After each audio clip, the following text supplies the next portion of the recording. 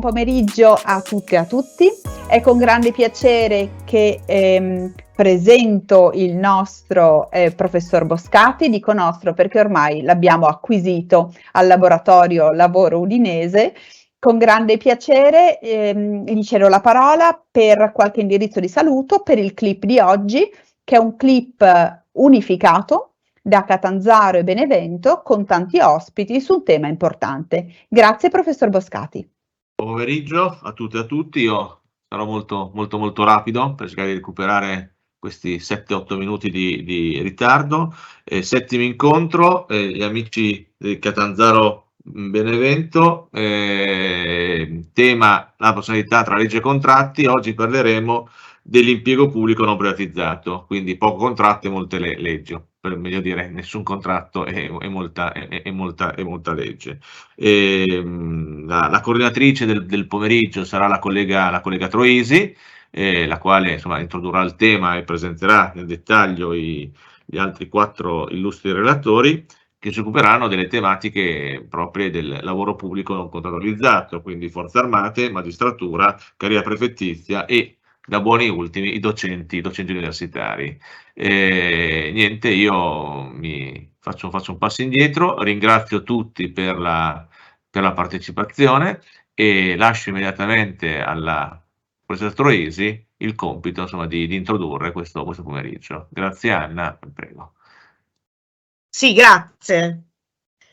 Buon pomeriggio a tutte e a tutti. Innanzitutto ringrazio i colleghi professor Boscati e professoressa Zilli per le parole di presentazione di questo seminario congiunto tra l'Università Magna Grecia di Catanzaro e l'Università del Sannio di Benevento, ma soprattutto per la tenacia con cui coordinano l'ormai pluriennale iniziativa scientifica CLIP, cui ho aderito fin dalla progettazione iniziale con entusiasmo e dedizione. E passando senza indugio alla mia introduzione allo studio della professionalità nell'impiego pubblico non privatizzato, segnalo preliminarmente che nel corso della trattazione odierna si registrerà un grande assente. Mancherà cioè la seconda delle 2 fonti delle Endiadi del titolo generale del ciclo di seminari CLIP di quest'anno, ovvero il contratto. Ciò in quanto le figure di personale pubblico, il cui oggetto dell'attività lavorativa e dunque della professionalità sarà scandagliato oggi, sono state fin da subito, per scelta del legislatore statale che nel 1992-93 ha realizzato in via generale la privatizzazione del pubblico impiego, sottratte alla stessa e conseguentemente anche alla contrattualizzazione del lavoro pubblico, invece mantenute nel diritto amministrativo. Tale assetto giuridico pubblicistico, poi successivamente confermato, trova attualmente posto come principale riferimento normativo vigente nell'articolo 3 del decreto legislativo numero 165 del 2001. Queste figure sono pertanto disciplinate da fonti di natura pubblicistica di rango legislativo e regolamentare, nonché da circolari e atti amministrativi, con esclusione appunto di ogni tipo di fonte autonoma contrattuale, individuale o collettiva. Eccetto, lo preciso per completezza, che in casi limitatissimi, comunque con forme peculiari, cioè mediante accordi sindacali non efficaci di per sé però,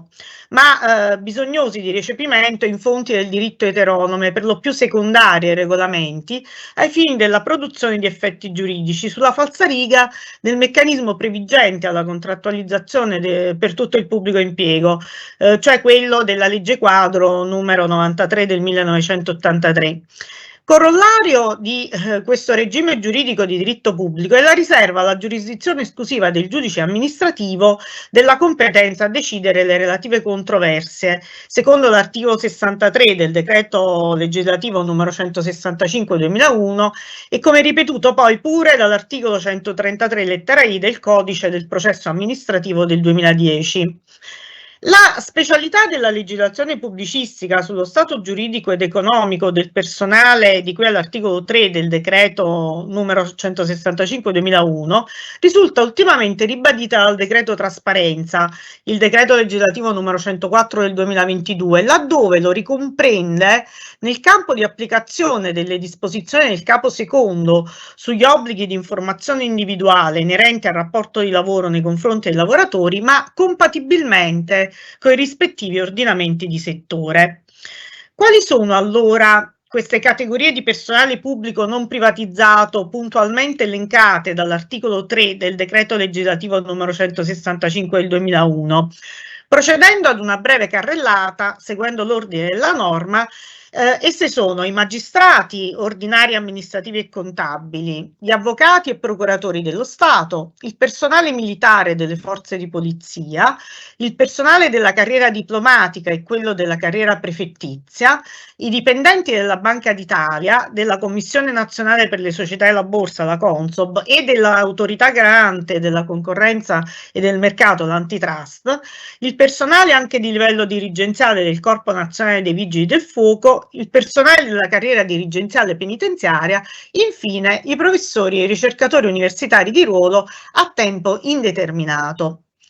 Va inoltre evidenziato che il novero dell'articolo 3 del decreto legislativo numero 165 del 2001 non è da considerarsi tassativo, cioè onnicomprensivo di tutto il personale in diritto pubblico. Sono difatti rinvenibili nell'ordinamento italiano ulteriori specifiche figure di funzionari pubblici parimenti da ritenersi, in base alla relativa legislazione settoriale, escluse dalla privatizzazione del pubblico impiego, quali ad esempio il personale della Corte Costituzionale, della Camera dei Deputati e del Senato della Repubblica, del Segretariato Generale della Presidenza della Repubblica e delle altre autorità amministrative indipendenti non menzionate dall'articolo 3 del decreto legislativo numero 165 del 2001.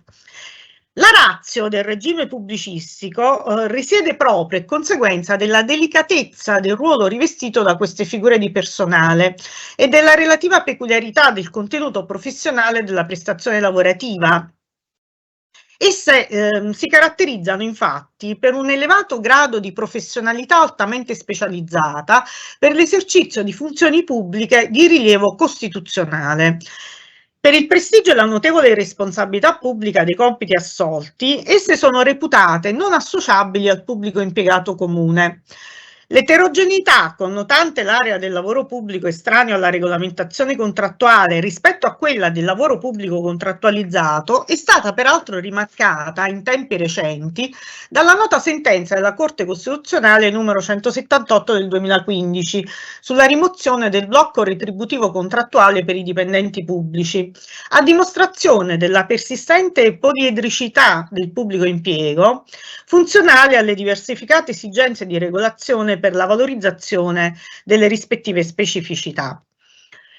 L'opzione legislativa di un regime differenziato dal lavoro pubblico in genere è volta a garantire le migliori condizioni di contesto per il perseguimento di tali obiettivi costituzionalmente qualificati. Un quadro ordinamentale eteronomo di matrice pubblicistica come strumento cioè di buon andamento dell'azione amministrativo-istituzionale e a tale scopo al contempo di protezione per gli stessi soggetti, pure come argine alle eventuali ingerenze del potere politico. In quest'ottica si spiegano anche le guarentigie spesso riconosciute ad essi. A riprova della valenza costituzionale delle funzioni pubbliche assolte, esse trovano fondamento espresso nel testo della Costituzione. Basti pensare alla magistratura, a cui sono dedicati gli articoli da 101 a 113 della Carta Costituzionale. Quello giudiziario è uno dei tre poteri in cui si articola la sovranità dello Stato accanto a quello legislativo e a quello esecutivo. I magistrati sono i soggetti chiamati ad esercitare tale funzione giurisdizionale. Essendo il nostro Stato democratico basato sulla separazione dei poteri, ciò trova rispondenza nella disposizione secondo cui i giudici sono soggetti soltanto alla legge e nel principio di indipendenza dell'ordine magistratuale da ogni altro potere. Articoli 101,2 e 104,1 della Costituzione. Le forze armate poi sono deputate alla difesa della patria, articolo 52 della Costituzione, e insieme alle forze di polizia ad assicurare l'ordine pubblico e la sicurezza, articolo 117,2 della Costituzione. Difatti l'articolo 98 della Carta Costituzionale stabilisce la possibilità di fissare con legge limitazioni al diritto di iscriversi ai partiti politici appunto per i magistrati, i militari di carriera in servizio attivo, i funzionari agenti di polizia, nonché i rappresentanti diplomatici e consolari. Questi ultimi curano le relazioni estere dello Stato ai sensi del 117,2 lettera A della Costituzione. L'articolo 33, primo e ultimo comma della Costituzione, sancisce poi la libertà didattico-scientifica dei docenti e l'autonomia ordinamentale delle università. O ancora, i prefetti sono i rappresentanti istituzionali del governo centrale a livello territoriale e pertanto hanno la responsabilità generale dell'ordine e della sicurezza pubblica in materia di protezione civile, di controllo sugli organi degli enti locali, ma anche ad esempio il personale degli authorities, che hanno il compito di garanzia dell'effettivo godimento dei beni e diritti fondamentali della persona costituzionalmente tutelati come autorità appunto indipendenti dall'influenza dei poteri pubblici, in particolare da quello esecutivo. In virtù della consustanzialità col tipo di funzione ricoperta, per tutte queste figure lo studio del profilo professionale è particolarmente sfidante, in quanto è peculiare anche l'accezione stessa di professionalità, riferibile tanto alla declinazione delle mansioni e degli incarichi e alla valutazione, quanto alle qualità richieste per l'accesso e lo sviluppo della carriera. Ciò è dovuto al livello particolarmente intenso di immedesimazione organica in senso stretto proprio che si riscontra per tali pubblici funzionari. E per questo motivo la disciplina del loro rapporto di impiego è quasi sempre inserita all'interno dell'apposita legislazione speciale che disegna e regola l'ordinamento e l'organizzazione amministrativa delle strutture di riferimento in cui essi operano, spesso improntata a sua volta al canone dell'autonomia funzionale. Così, ad esempio, la magistratura è normata nell'ambito dell'ordinamento giudiziario, i corpi diplomatici nell'ordinamento dell'amministrazione degli affari esteri, le forze armate nel codice dell'ordinamento militare, la polizia di Stato nell'ordinamento dell'amministrazione della pubblica sicurezza, i professori e i ricercatori di università nella legislazione universitaria e via di seguito. Nelle amministrazioni pubbliche interessate si determina inoltre la peculiare situazione di compresenza nello stesso luogo di lavoro del personale non contrattualizzato con personale tecnico amministrativo privatizzato e si vedano ancora una volta gli esempi dei tribunali e delle università.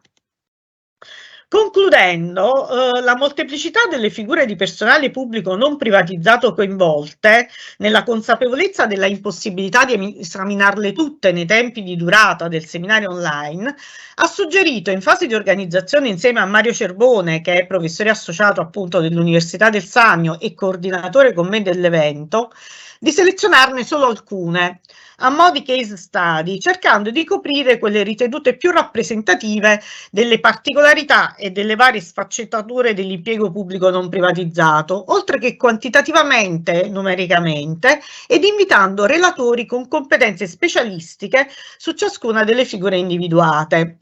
E così Mario Cerbone, che interverrà subito dopo, effettuerà anche un focus sul mondo delle forze armate. Poi saranno trattati i magistrati, il personale della carriera prefettizia e i docenti universitari, come già anticipato prima. Io per ora mi fermerei qui, sperando di aver suscitato adeguata curiosità, e vi ringrazio per l'attenzione, dando la parola appunto a Mario Cerbone. Grazie, buon pomeriggio a tutti. Io voglio esprimere un sincero ringraziamento anch'io ai professori coordinatori del ciclo di seminari, Alessandro Boscati e Anna Zilli, anche a nome dell'Ateneo, perché anche per questa seconda annualità hanno coinvolto l'Università del Sannio in questo ciclo di seminari sul lavoro pubblico, quest'anno con focalizzazione sulla professionalità tra legge e contratti. E quindi un ringraziamento anche poi ai relatori che hanno partecipato, hanno aderito alla nostra organizzazione. Voglio sottolineare che l'iniziativa non è soltanto pregevole dal punto di vista scientifico, ma anche per direi l'attualità, la contingenza del momento storico, dove ancora una volta in epoca di attuazione dei principi del Piano Nazionale di Ripresa e Resilienza, la pubblica amministrazione ritorna in una posizione di centralità, l'apparato burocratico, e quindi è oltremodo importante discutere e ragionare anche l'elemento formativo che è dietro questo ciclo di seminari, rivolto cioè a rafforzare gli studi della disciplina del diritto del lavoro pubblico anche nei corsi universitari,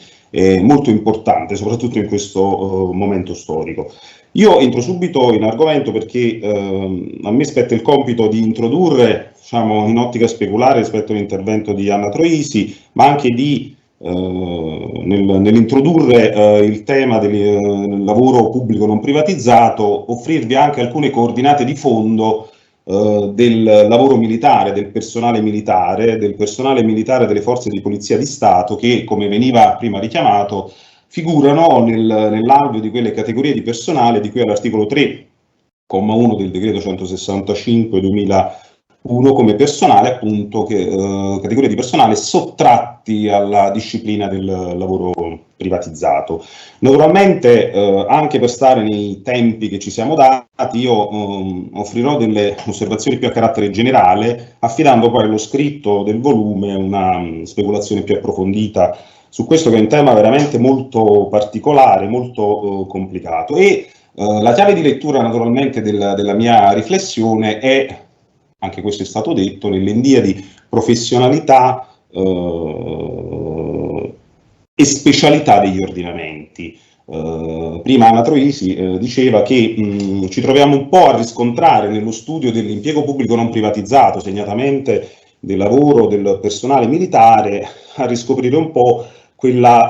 perdurante prevalenza del rapporto d'ufficio rispetto al rapporto di servizio. Si parlava di immedesimazione organica. Io sono andato a rivedere un po' il vecchio parere del Consiglio di Stato del 1992, che si era espresso in termini critici, come sappiamo, sull'avvio del processo di privatizzazione, parlando appunto di una diversità ontologica, strutturale tra lavoro pubblico e lavoro privato, e dove chiedeva appunto in quel parere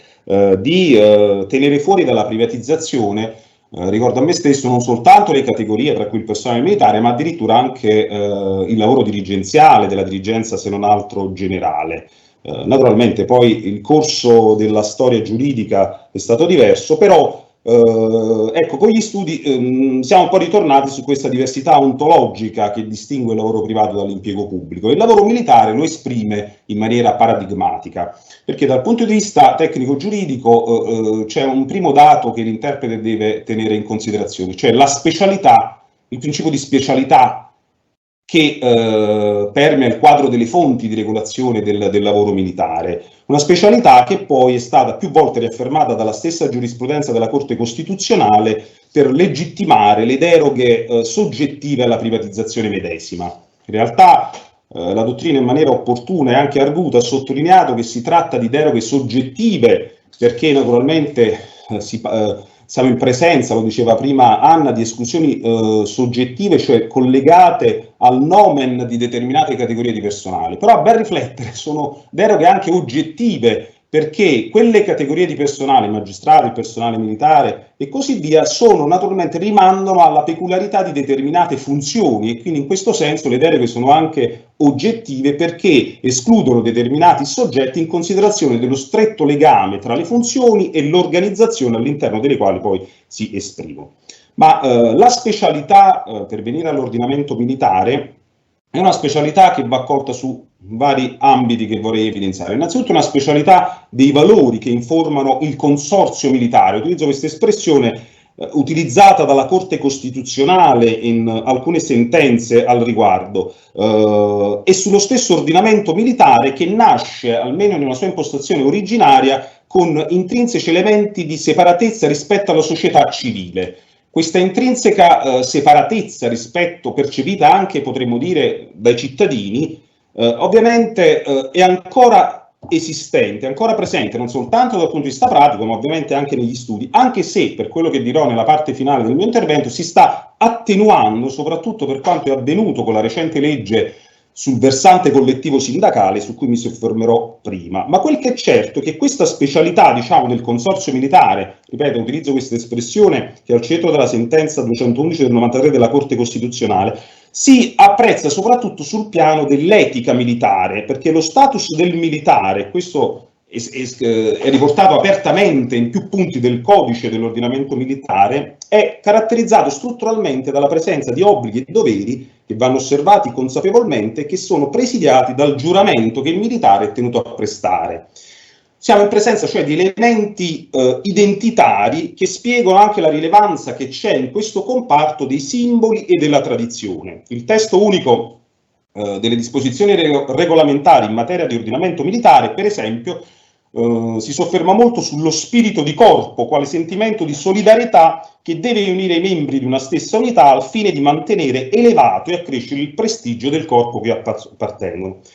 Cioè la dottrina, un recente libro di Riccardo Ursi sull'amministrazione militare lo mette bene a fuoco,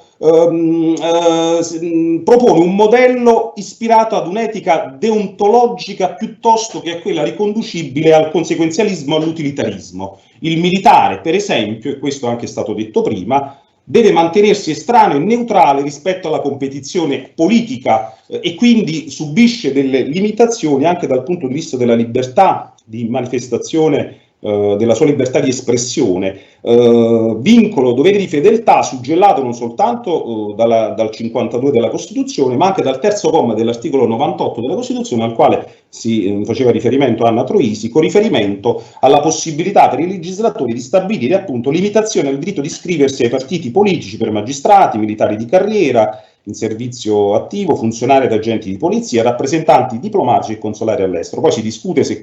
sulla portata di questa unitaria di questa disposizione, perché abbiamo visto che la categoria del personale è anche sottratto alla privatizzazione abbastanza variegato, ma quel che è certo è che questa è una radice di specialità forte dell'ordinamento militare, cioè il collegamento con valori identitari etico-deontologici.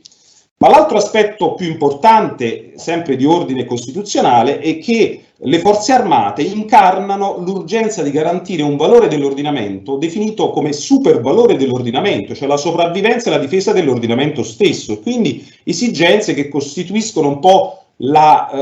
ragione primigenia della creazione di una stessa organizzazione giuridica, e quindi la cifra essenziale dell'ordinamento militare si coglie proprio in questo aspetto di tutela del supervalore dell'ordinamento, cioè della sussistenza e della difesa dello stesso ordinamento, che noi, ovviamente anche questo la dottrina lo mette in evidenza,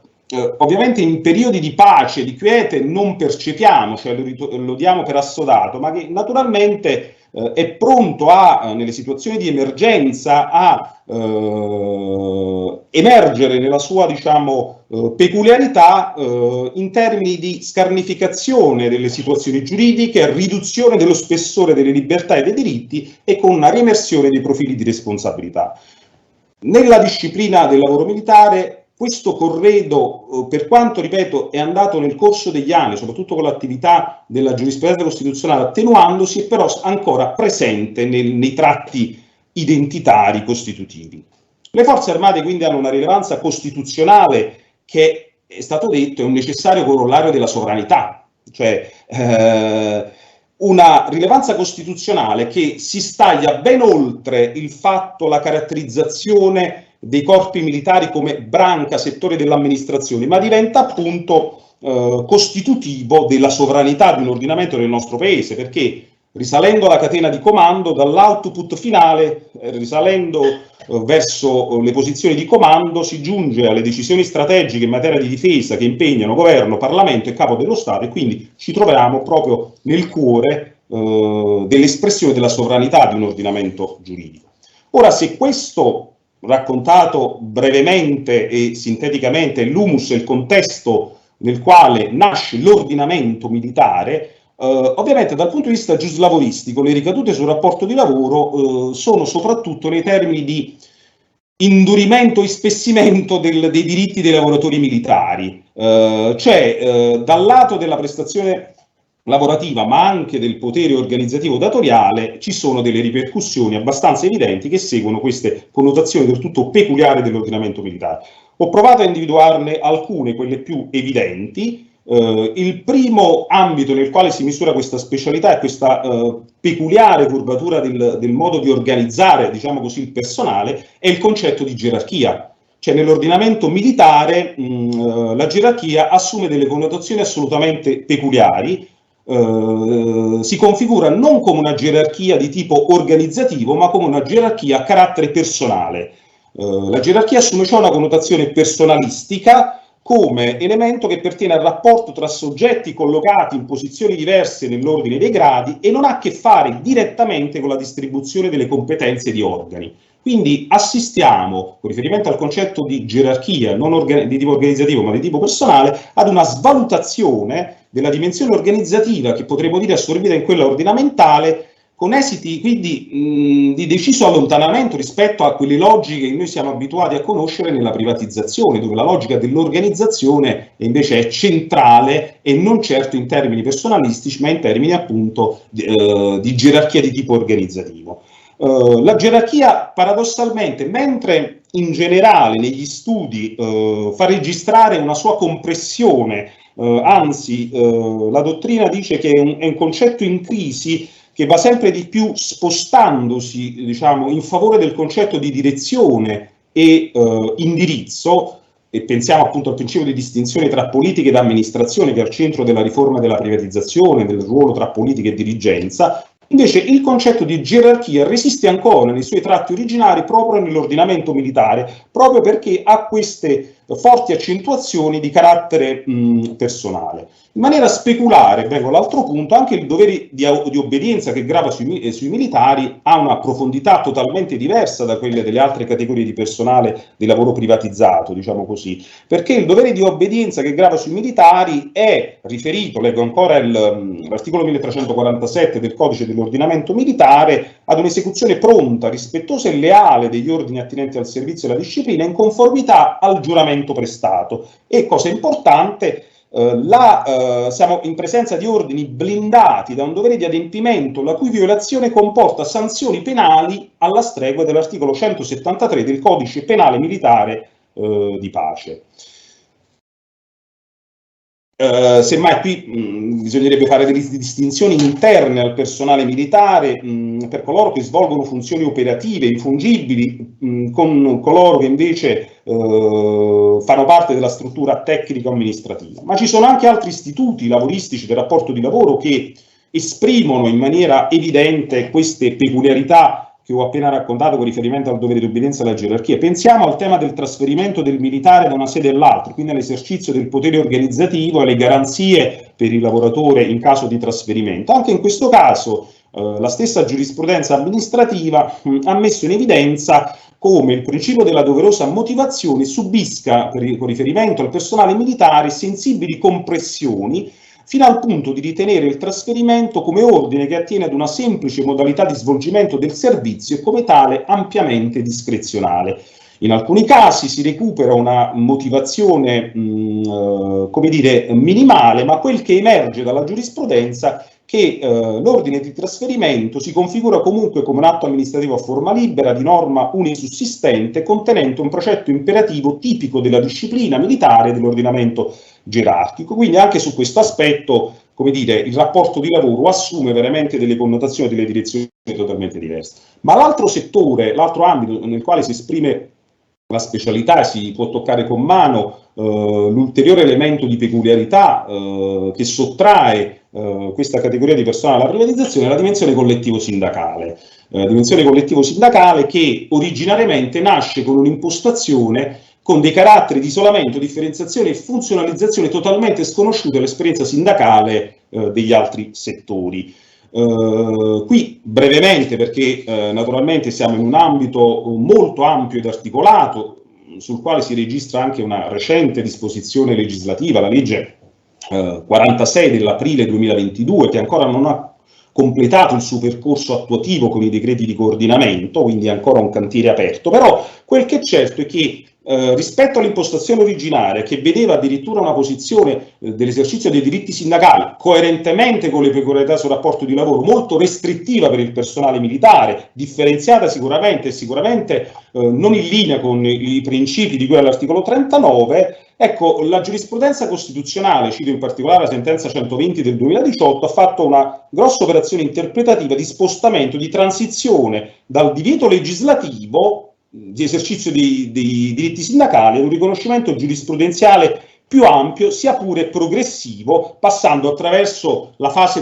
temporanee delle rappresentanze militari pubblicistiche, per poi arrivare al vero e proprio mutamento di paradigma che appunto si è consumato di recente con la legge 46 2022 alla quale facevo riferimento, raccogliendo appunto le indicazioni interpretative della Corte Costituzionale che hanno ritenuto di superare la previsione legislativa del Codice dell'Ordinamento Militare, l'articolo 1475,2, che prevedeva che appunto i militari non possono costituire associazioni professionali a carattere sindacale o ad aderire ad altre associazioni sindacali. E lo ha riformulato appunto con un'indicazione interpretativa, una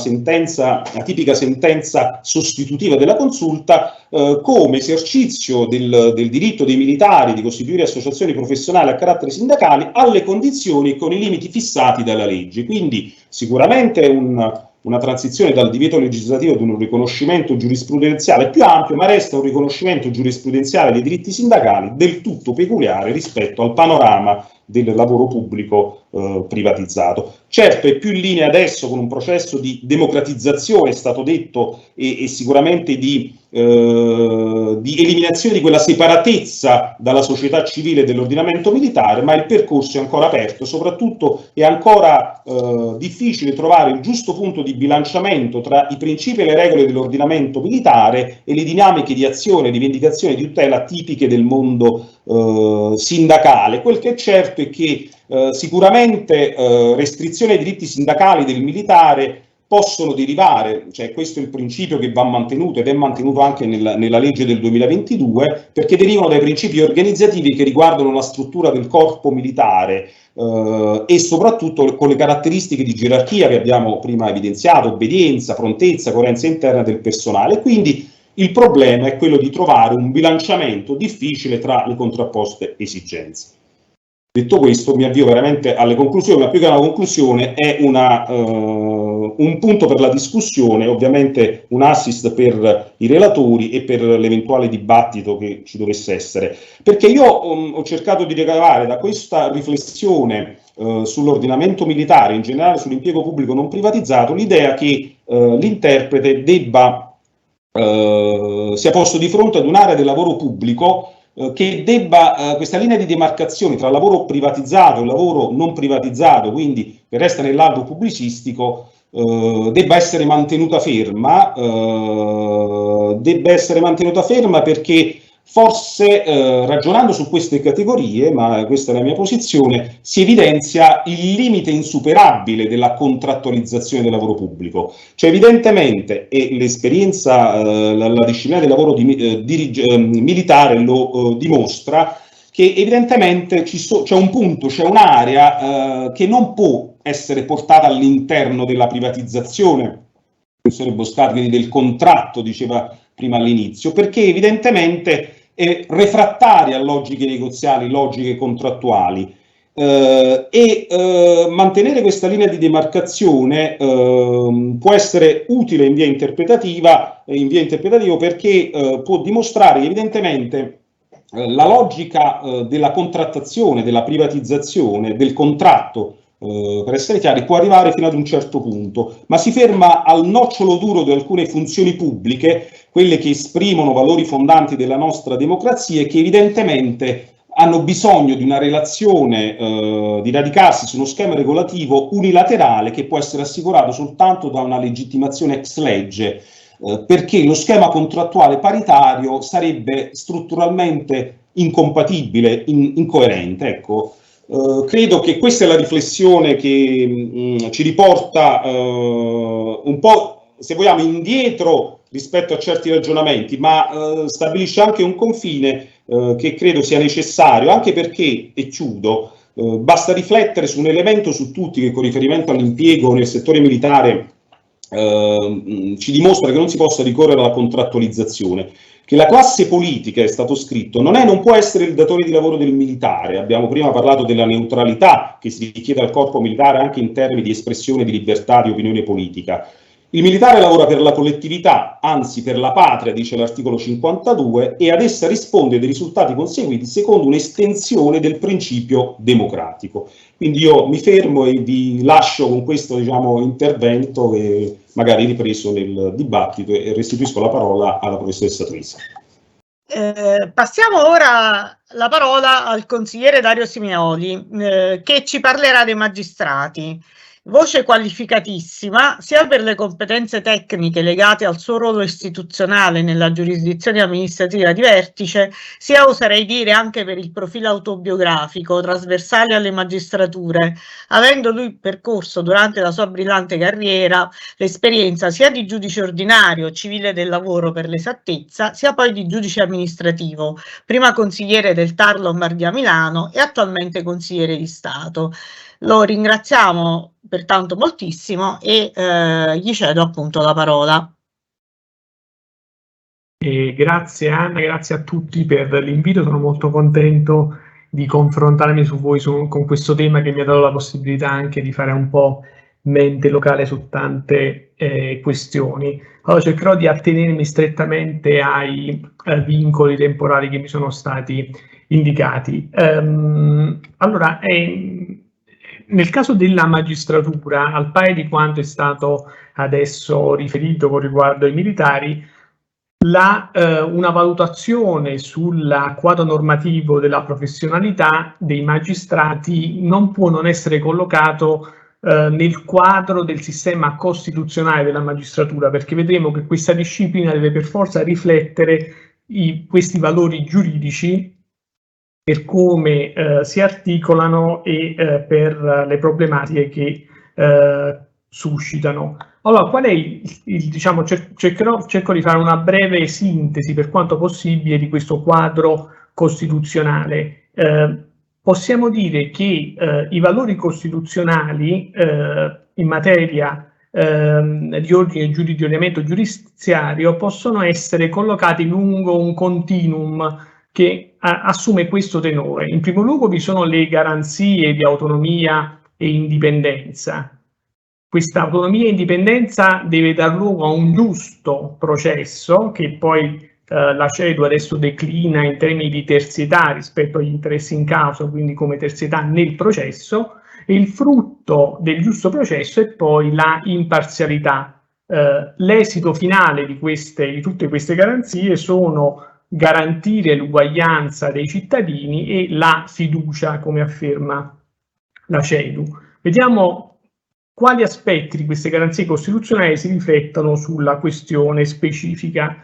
In primo luogo viene riferimento all'autonomia della magistratura. L'autonomia qui ovviamente riguarda i rapporti con il legislativo. Allora c'è un profilo politologico che non ci interessa, tanto che il profilo cioè della sostanza di questa autonomia, cioè se questa autonomia è un autogoverno in cui il CSM cioè è rappresentativo di interessi separati da quelli statuali, oppure quella del CSM è un'autonomia intesa come autonoma gestione amministrativa dell'ordine giudiziario proprio con riguardo ai trasferimenti, promozione e disciplinare. Sotto il profilo delle fonti, invece, il problema dell'autonomia è molto importante perché sostanzialmente pone dei temi da sempre risolti, quelli relativi ai cosiddetti poteri paranormativi del CSM e degli altri organi di autogoverno, cioè se si tratti di poteri tassativi, di poteri invece non tassativi impliciti, se la riserva di legge costituzionale assoluta o relativa, cioè praticamente in sostanza come si pone il CSM come organo nei confronti del legislativo. Se l'autonomia si riferisce all'organizzazione giudiziaria, l'indipendenza invece si è riferita ai singoli giudici. E qui l'indipendenza deve essere declinata secondo un duplice ordine, una duplice coppia concettuale. L'indipendenza interna, cioè nei rapporti con gli altri magistrati, quindi il singolo magistrato nei confronti degli altri, e l'indipendenza esterna. L'indipendenza esterna ovviamente si riferisce alla indipendenza nei confronti degli altri poteri dello Stato. L'indipendenza interna e esterna è un binomio che riguarda da dove proviene la minaccia dell'indipendenza, quindi dall'interno o dall'esterno. Invece l'altra dicotomia, quella istituzionale e funzionale, riguarda invece i valori tutelati. L'imparzialità istituzionale deve tutelare il giudice come organo. L'imparzialità funzionale invece deve proprio garantire l'esercizio privo di condizionamenti della funzione giurisdizionale. Queste due coppie, dal punto di vista delle garanzie, si intersecano, perché l'indipendenza interna deve essere garantita sotto il profilo istituzionale e funzionale, così come anche l'indipendenza esterna deve essere garantita sotto il profilo istituzionale e funzionale. Diversa dalla indipendenza invece la garanzia di imparzialità, che questa volta non si riferisce, diciamo, al giudice astratto, ma al giudice persona fisica, cioè l'imparzialità riguarda l'assenza di condizionamento nel singolo giudice persona fisica nell'esercizio della sua attività giurisdizionale, e sostanzialmente il concetto di terzietà che viene spesso invocato con riguardo al giusto processo, quindi la terzietà del giudice rispetto alle parti della materia controversa, rispetto alla quale anche ci sono una serie di strumenti giuridici volte a salvaguardarla. Il sistema della professionalità dei magistrati si inserisce in questa cornice. In particolare deve bilanciare da un lato una verifica appunto della capacità professionale del magistrato che viene scelto per concorso, ma proprio ai fini della sua indipendenza e terzietà deve essere un magistrato preparato, e dall'altro lato però coordinarla con le garanzie dell'indipendenza interna, esterna, istituzionale e funzionale, e la sua imparzialità, cioè la sua terzietà rispetto agli interessi dedotti. Allora cerchiamo di capire quali sono i punti, diciamo, di tensione fra la promozione dei magistrati, diciamo, la professionalità dei magistrati, i valori che ho indicato, diciamo, questa cornice che ho descritto molto sinteticamente. Allora, da un punto di vista storico, come sapete, prima del 2006 vigeva sostanzialmente un sistema selettivo che potrei definire puramente negativo, era il cosiddetto sistema dei ruoli aperti. Allora, prima, diciamo, dell'attuazione dei valori costituzionali, i ruoli erano chiusi, sostanzialmente avevamo una magistratura gerarchica. Con l'affermazione dell'articolo 107 della Costituzione, cioè con l'attuazione dell'articolo 107 della Costituzione, e quindi della configurazione della magistratura in cui non esiste una gerarchia interna ma unicamente una differenziazione per funzioni, si passa ad un ruolo aperto, quindi sostanzialmente le qualifiche e la carriera stipendiale proseguono autonomamente, parallelamente, e gli unici intoppi sono dati appunto da una valutazione negativa. Su questo assetto ha inciso il decreto legislativo 160, credo, del 2006. Allora, quali sono i punti di incidenza principale? Da un punto di vista della qualifica, la promozione deve seguire il conferimento effettivo della funzione.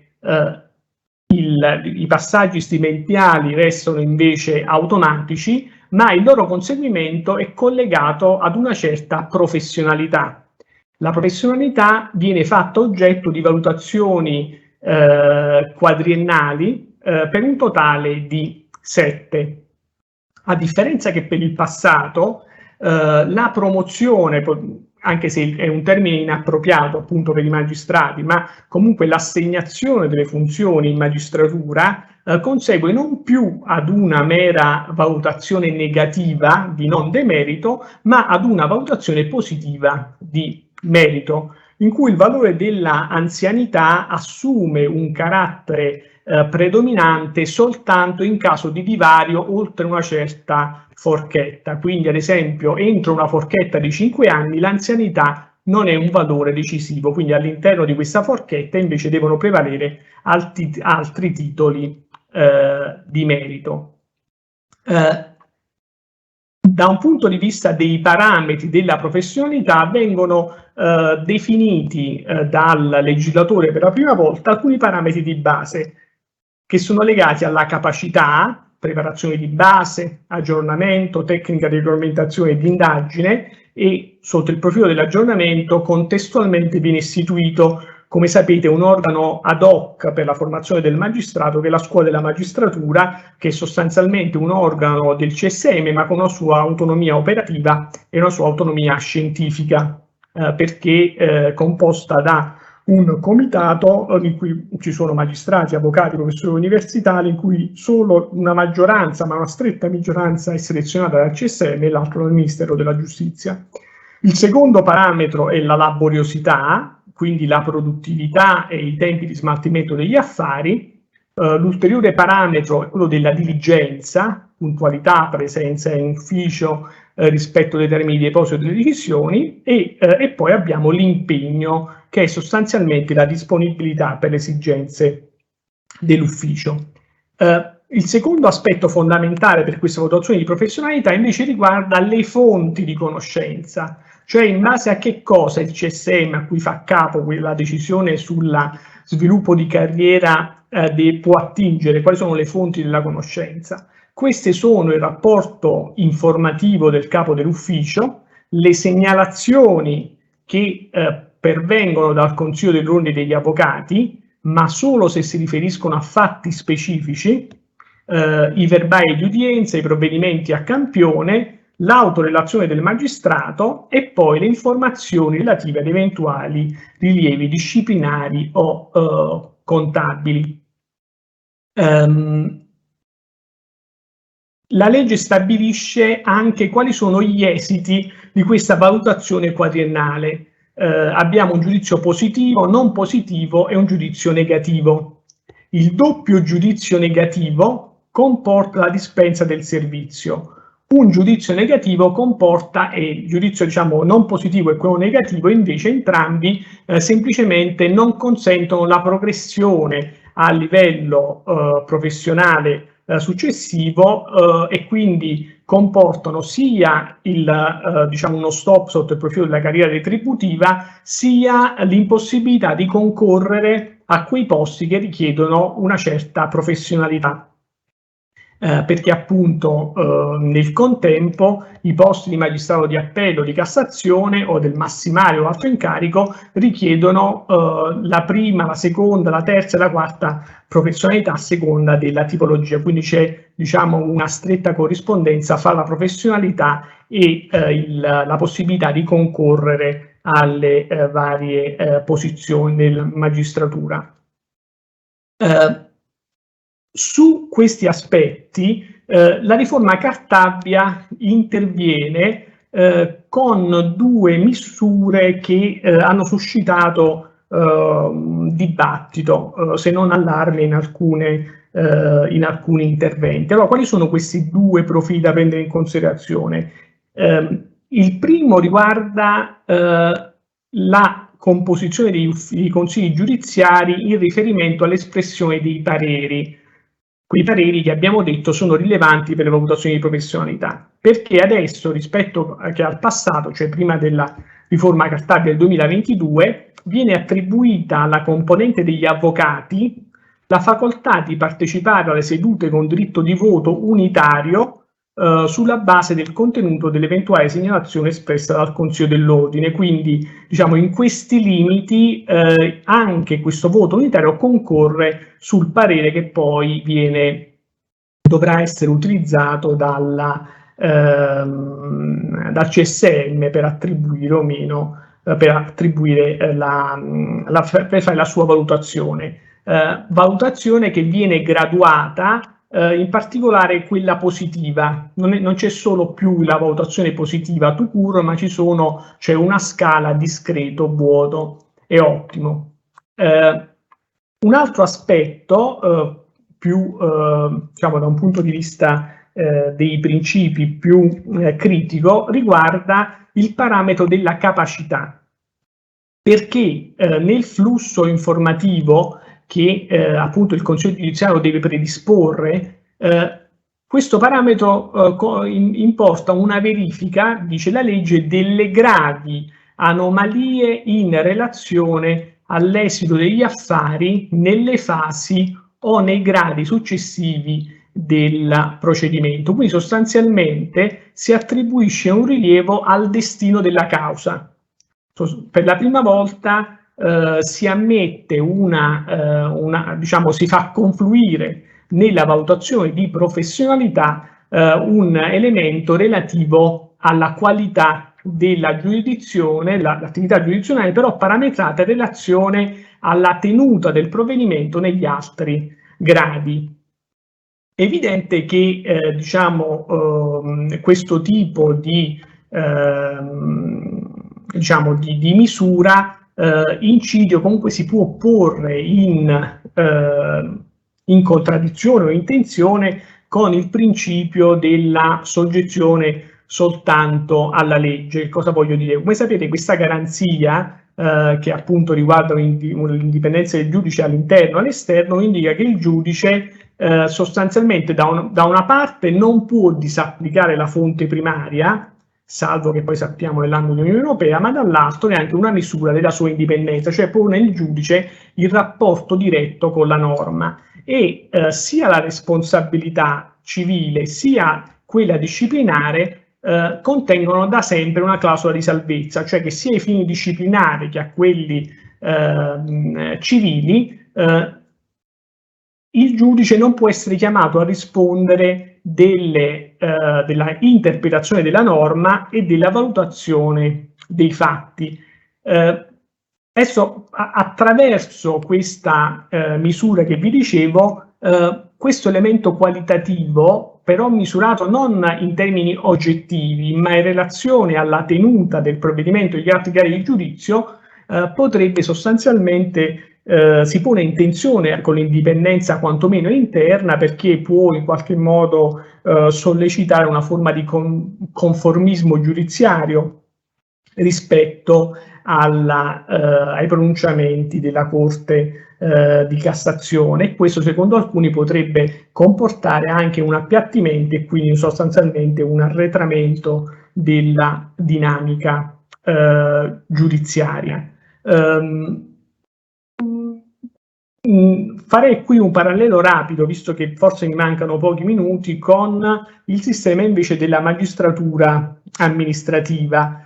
dove il problema della professionalità è in qualche modo stemperato dalla sua struttura istituzionale, perché nell'ambito della magistratura amministrativa l'accesso al Consiglio di Stato è caratterizzato da canali di accesso diversificati e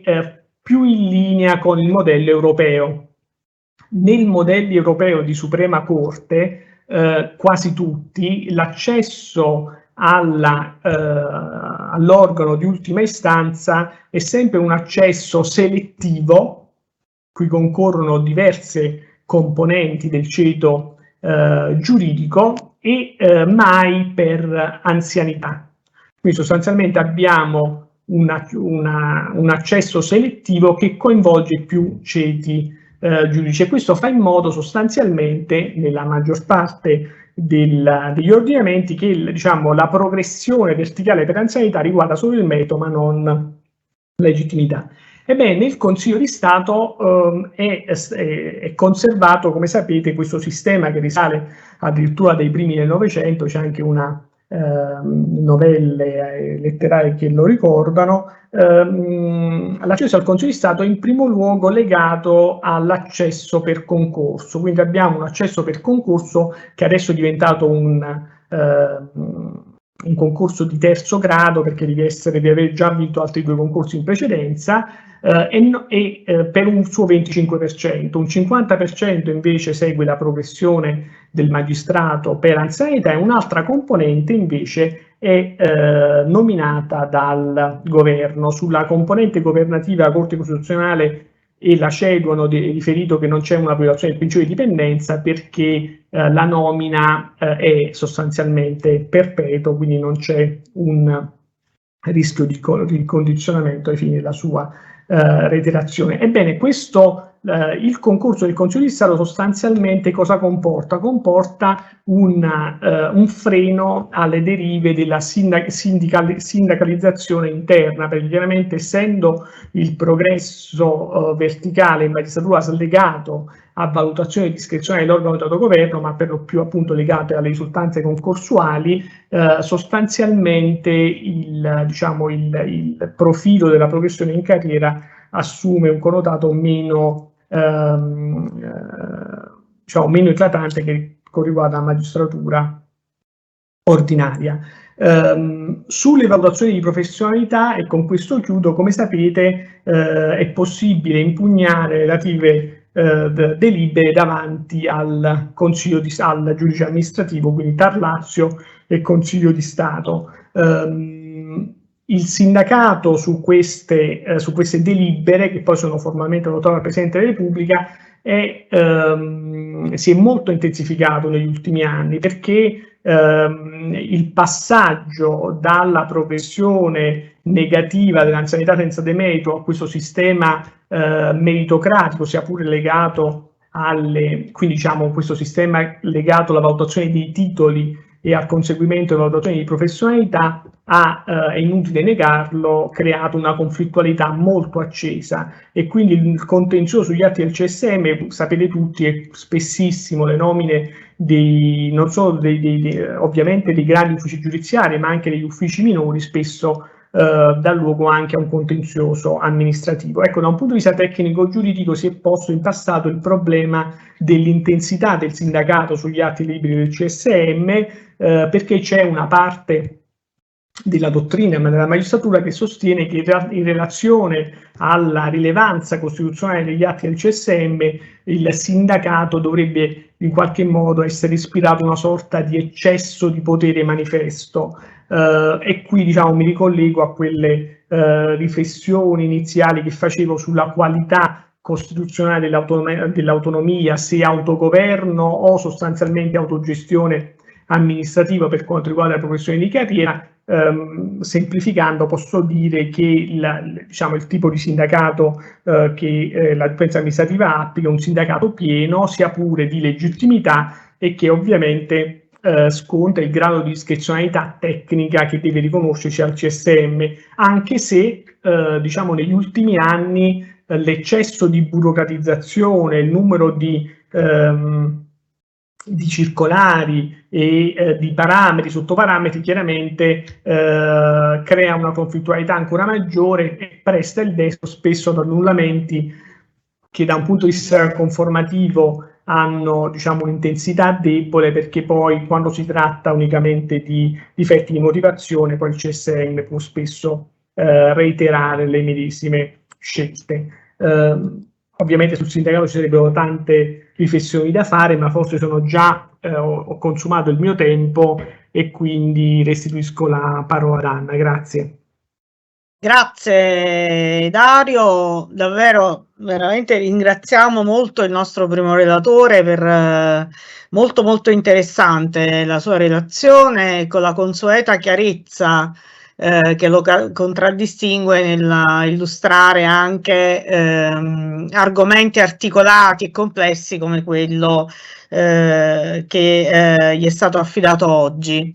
E ora passiamo a Pierpaolo Forte, al nostro secondo relatore, che è professore ordinario di diritto amministrativo dell'Università del Sannio, e approfondirà un altro case study, cioè il personale delle carriere prefettizie, in un'ottica di autorevole arricchimento interdisciplinare che non può non caratterizzare la riflessione, considerato appunto il tema che è a cavallo tra diritto del lavoro pubblico e diritto amministrativo. Ovviamente ringraziamo moltissimo anche lui per aver accettato l'invito e gli cedo la parola. Grazie, sono io che ringrazio tutte e tutti voi per l'invito e per l'occasione di un confronto che si sta rivelando, come era prevedibile, già molto interessante. Anche io naturalmente sarò un po' costretto dai tempi in relazione all'ampiezza dell'argomento a scegliere qualcuno dei temi che il titolo della relazione mi porta ad affrontare, e vorrei rammentare che Anna giustamente faceva riferimento ad una interdisciplinarità giuridica. Qui addirittura potremmo invocare una interdisciplinarità tout court, cioè ben oltre le scienze giuridiche, perché ovviamente il ruolo del prefetto e il modo con il quale è organizzata la sua presenza afferisce ovviamente a quella che noi giuspubblicisti chiamiamo la forma di governo, ma in qualche modo potremmo vederci la forma di Stato addirittura, cioè ci sono degli elementi che contraddistinguono non tanto e non solo, e non sarebbe già poco, l'organizzazione amministrativa o l'organizzazione del governo, ma addirittura il modo con il quale si relaziona la convivenza con il fenomeno dell'autorità, con il fenomeno del governo, con il fenomeno della presenza sul territorio a livello centrale o locale, insomma argomenti che potrebbero e che in effetti hanno suscitato l'interesse anche di discipline molto disparate, non solamente di quelle propriamente giuridiche. Il lavoro alle dipendenze delle prefetture, chiamiamolo così per intenderci, fra breve passerò alla definizione burocratica che usa la normativa più recente, cioè la carriera prefettizia, è necessariamente connessa con la figura del prefetto. Storicamente, infatti, nasce paradossalmente prima il prefetto e poi la prefettura. Si tratta di una operazione di un attimo prima che avvenissero i famosi fatti che portarono alla riunificazione del regno. Una legislazione preunitaria sabauda del 1859 riorganizzava le autorità, il sistema degli enti locali in quello stato preunitario, e tra il 59 e il 1861, quindi proprio a cavallo della prima unità d'Italia,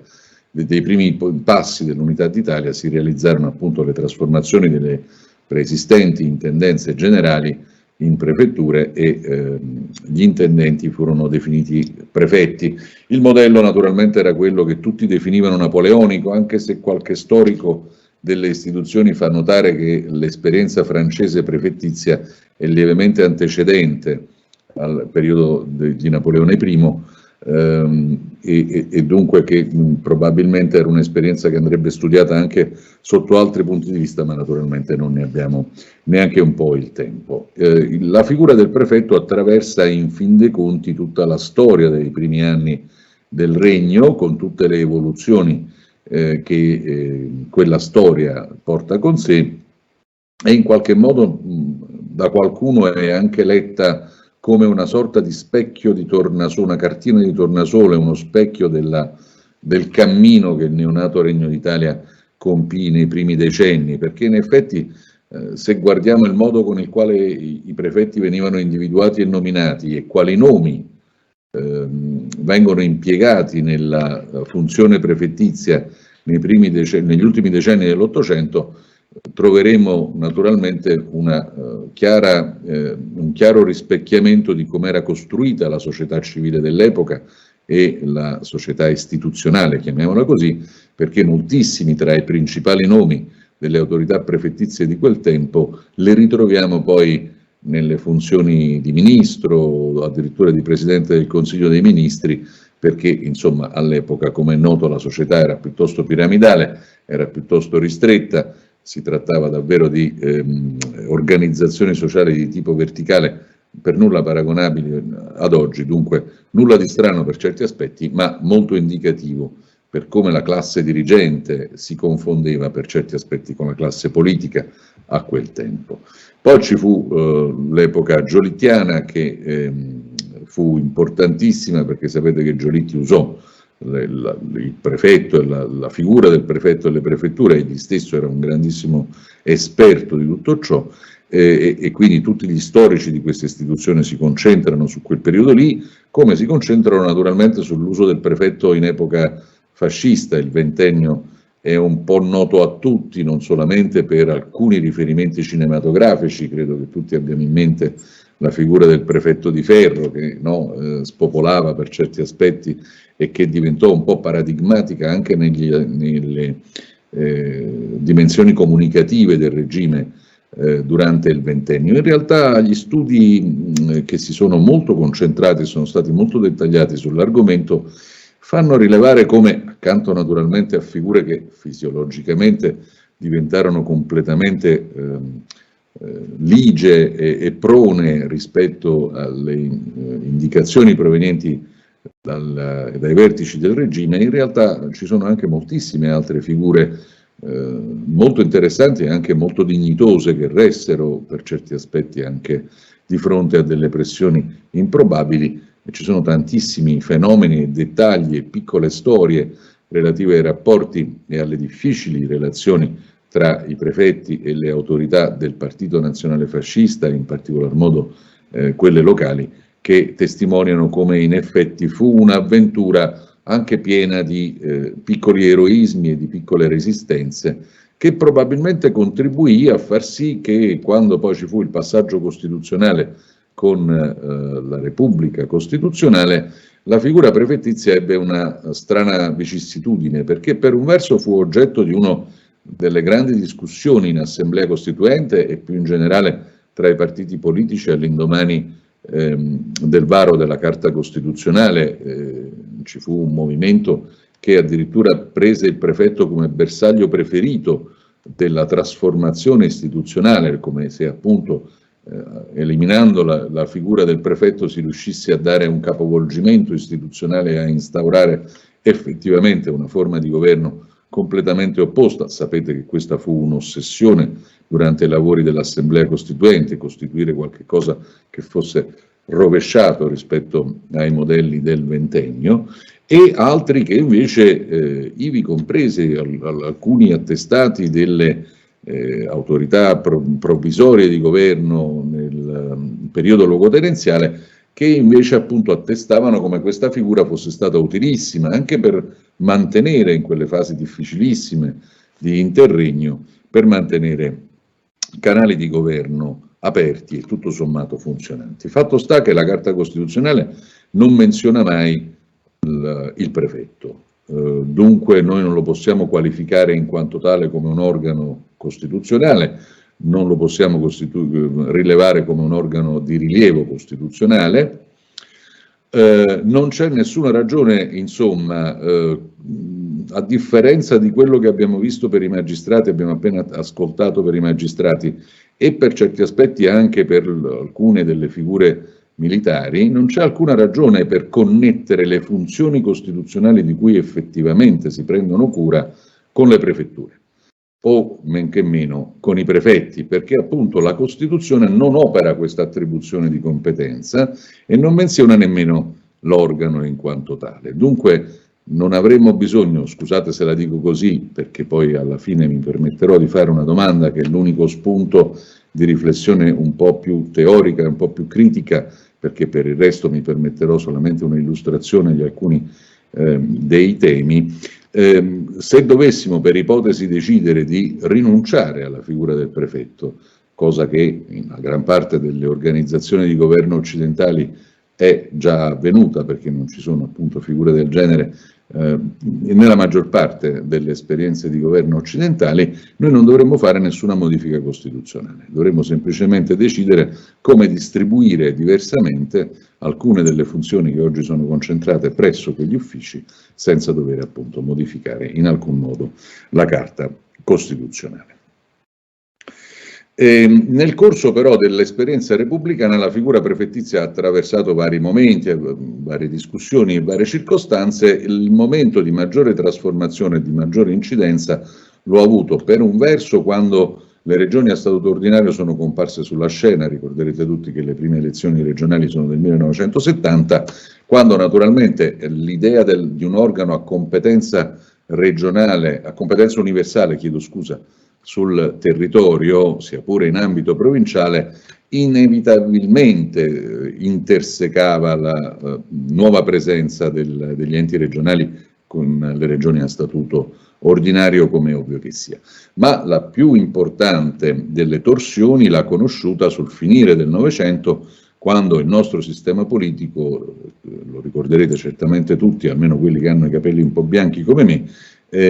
ha conosciuto una evoluzione che ha spostato molto verso il sistema di governo locale le funzioni e i compiti, e quindi prima a Costituzione invariata nella seconda metà degli anni 90 del Novecento, e poi con la riforma del titolo quinto della Carta Costituzionale si è costituito quello che, scusate la dico con un'enfasi, ma utilizzando anche il titolo di un noto volume di studi molto importante sull'argomento, potremmo definire sinteticamente la Repubblica delle Autonomie, cioè il tentativo di enfatizzare appunto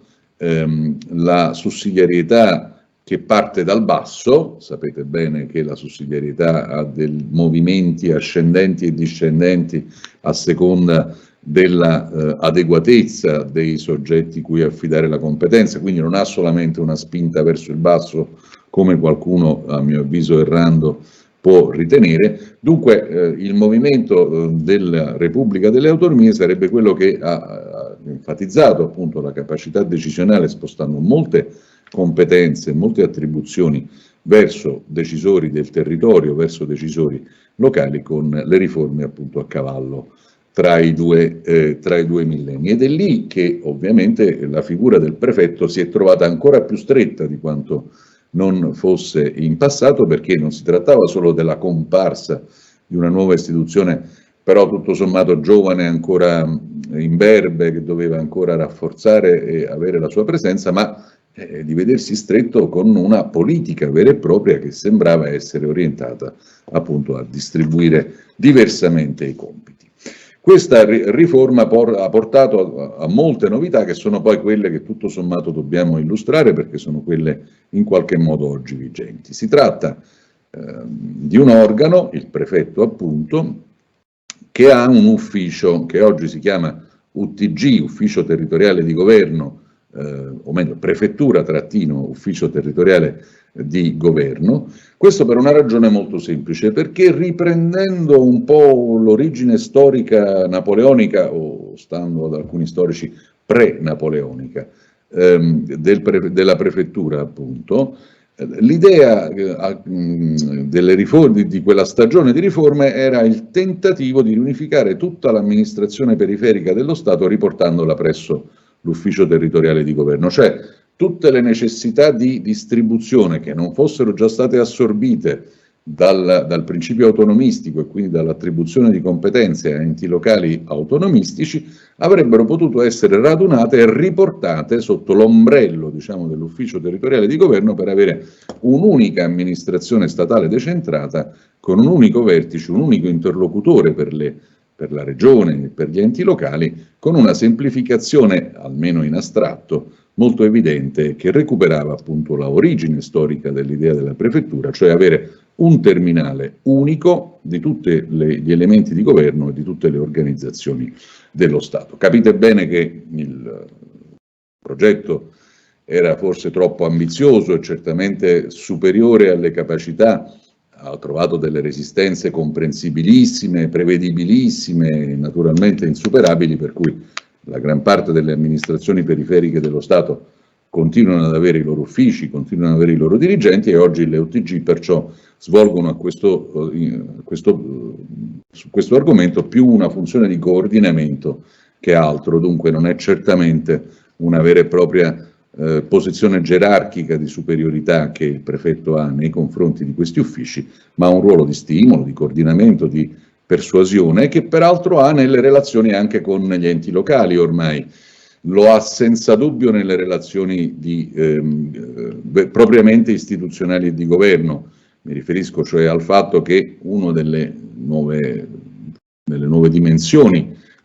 che le riforme degli ultimi anni hanno attribuito al prefetto è quello di facilitare la leale collaborazione con gli enti. Quindi ci sono proprio delle strutture, le conferenze permanenti, no, provinciale e regionale, che si riuniscono periodicamente, e delle meccaniche di dialogo istituzionale che incarnano alcuni dei meccanismi di leale collaborazione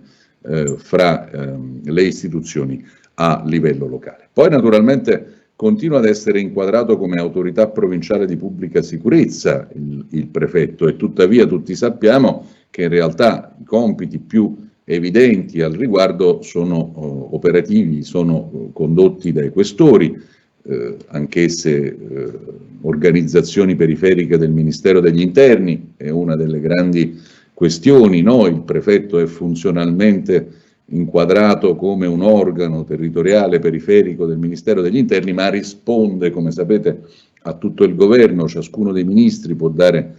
direttive al prefetto, e la prefettura del capoluogo di regione a cui sono affidati compiti peculiari nelle relazioni con le regioni, appunto, è funzionalmente dipendente anche dalla Presidenza del Consiglio dei Ministri, dalla quale ovviamente riceve indicazioni per tutti gli aspetti connessi alle relazioni con costoro. E poi ha una marea di altre funzioni e compiti, però sempre un po' condivisi con altri, sempre un po', diciamo, orientati, tranne che su alcuni aspetti. Per esempio, quella relativa, ma poi vado oltre rapidamente, ai contratti pubblici e più in generale ai contratti con delle aziende private con le amministrazioni dello Stato, dove ricorderete è competente a dare informazioni cosiddette antimafia, delle certificazioni di grandissima rilevanza sotto molti profili, che sono condotte in maniera davvero molto interessante per come sono evolute tecnicamente negli ultimi anni, oppure la relazione che ha con i sindaci quando questi adottino o debbano adottare delle ordinanze contingibili e urgenti in qualità di ufficiale di governo. Sapete che il sindaco ha questa doppia veste anche quando adotta le ordinanze necessitate, e cioè sono diverse a seconda che agisca in quanto capo della comunità, chiamiamola così, della comunità locale che si rifà al comune, o quando agisca in qualità di ufficiale di governo. In questa seconda veste deve coordinarsi necessariamente con il prefetto, e la giurisprudenza e molta parte della letteratura continua a dire che in queste circostanze il prefetto ha capacità di intervenire ex post annullando le ordinanze. È successo di recente anche in occasione del Covid in diverse circostanze. Allora, ne abbiamo visto qualcuna di queste organizzazioni. Questa complessità, questa vastità e per certi aspetti questa vaghezza di competenze così peculiare, che piace molto a molti e che non piace per nulla ad altri, è probabilmente una delle ragioni principali delle conseguenze organizzative che ci accingiamo, che vorrei accingermi a proporvi molto rapidamente, come ovvio che sia, preannunciando che la carriera prefettizia, appunto come oggi la disciplina definisce questa struttura organizzativa, riguarda naturalmente un personale in regime di diritto pubblico, lo abbiamo già detto in via introduttiva, dunque non dico nulla a proposito dell'articolo 3 del decreto legislativo 165 del 2001, se non per una cosa, che cioè questa carriera sembra essere riferita, almeno tra di loro la raccontano sicuramente così, e a mio avviso hanno molta ragione per farlo, come riferita ad un vero e proprio corpo prefettizio, no? Un po' come quello consolare, cioè a dire ci sono delle strutture, degli elementi organizzativi che contraddistinguono il far parte di quella carriera, che non è solamente una dimensione professionale, qualche cosa di più, e assomiglia enormemente appunto ai magistrati, ai diplomatici e per certi aspetti alle forze armate, perché ad esempio questa carriera vi si accede esclusivamente per concorso, non ci sono altri modi per entrarvi, è soggetta ad una formazione specializzata tutta propria, o per meglio dire che era tutta propria finché c'è stata la Scuola Superiore dell'Amministrazione degli Interni, che se la governava tutta quanta, anche la formazione, le capacità didattiche, eccetera, eccetera. Oggi, con il riordino delle scuole pubbliche che dal 2014 si è avviato, è tutto ricondotto alla Scuola Nazionale dell'Amministrazione, che ha un suo segmento relativamente appunto alla carriera prefettizia. Non abbiamo il tempo di approfondire questo, che è un argomento molto interessante e molto importante dal punto di vista tecnico. È una di quelle carriere per le quali la legge richiede ancora esplicitamente la cittadinanza italiana, è questione che ancora non è giunta sul banco del giudice, ma prima o poi credo che dovrà arrivarci e dovremo porci il problema, perché è caduto il tabù dei direttori dei musei qualche anno fa. Molti dei maggiori musei italiani, lo sapete, sono oggi diretti da cittadini non italiani, chissà se un giorno ci porremo il tema del prefetto cittadino europeo. È una questione che naturalmente non possiamo affrontare in questo momento, e continua ad essere necessario l'accertamento di qualità morale e di condotta come i magistrati, non per caso, e come anche altri corpi di questo genere. Dunque l'idea del corpo, che è un altro modo per dire ciò che la professoressa Troisi ci diceva, introducendoci appunto le ragioni per le quali questi rapporti di lavoro hanno un connotato così diverso, che tradizionalmente pubblicistico, naturalmente non contrattualizzato o meno contrattualizzato, lo si vede molto bene anche nell'ambito della carriera prefettizia. I ruoli della carriera prefettizia sono anch'essi peculiari. Innanzitutto la tecnica normativa, c'è un decreto legislativo del 2000, il numero 139, che regolamenta tutto questo, è tutta, mi verrebbe da dire, precontrattualizzata, cioè è una tecnica che si usava prima che il decreto 29 nel 1993 e poi tutte le riforme successive orientassero la privatizzazione del rapporto di impiego. Quindi noi abbiamo compiti e funzioni che sono elencati in una tabella allegata a questo decreto legislativo, a cui sono equiparate le varie qualifiche. Quindi se tu hai quella qualifica puoi svolgere quel compito, che è un modo, ripeto, una tecnica proprio molto tradizionale per affrontare le vicende organizzative. Le qualifiche sono: appena vinci il concorso e vai nella prima formazione ti chiamano consigliere. Una volta che hai superato e chiuso la prima formazione diventi viceprefetto aggiunto, devi stare in servizio presso diverse prefetture o OTG per un certo numero di anni, 11 e qualcosa, adesso non ricordo bene, e poi puoi cominciare a andare avanti in carriera e puoi diventare perciò viceprefetto e poi, come vedremo, c'è la possibilità di diventare prefetto. La progressione in carriera è anch'essa strutturata in una maniera precontrattualizzata. Innanzitutto si chiama proprio così, progressione in carriera, non ci sono né verticali né orizzontali, come capite bene, non c'è un bisogno di questo genere, e già questo la dice lunga sul perché stiamo in un'area molto particolare. Ha un enorme ruolo in queste vicende un organo che in altre amministrazioni si è un po' atrofizzato, che si chiama Consiglio di amministrazione presso il Ministero degli Interni. È una appunto antica idea che il testo unico del 1957 prevede per tutti i ministeri, ma che appunto in altri è un po' atrofizzato, diciamo così, e in realtà appunto è molto importante non solo perché agisce nella definizione dei punteggi con una tecnica che non vi farò perdere tempo nell'esaminare, ma si relaziona con un'apposita commissione che si chiama proprio così, Commissione per la progressione in carriera, per definire appunto le modalità e i criteri e poi per operare concretamente le progressioni, appunto.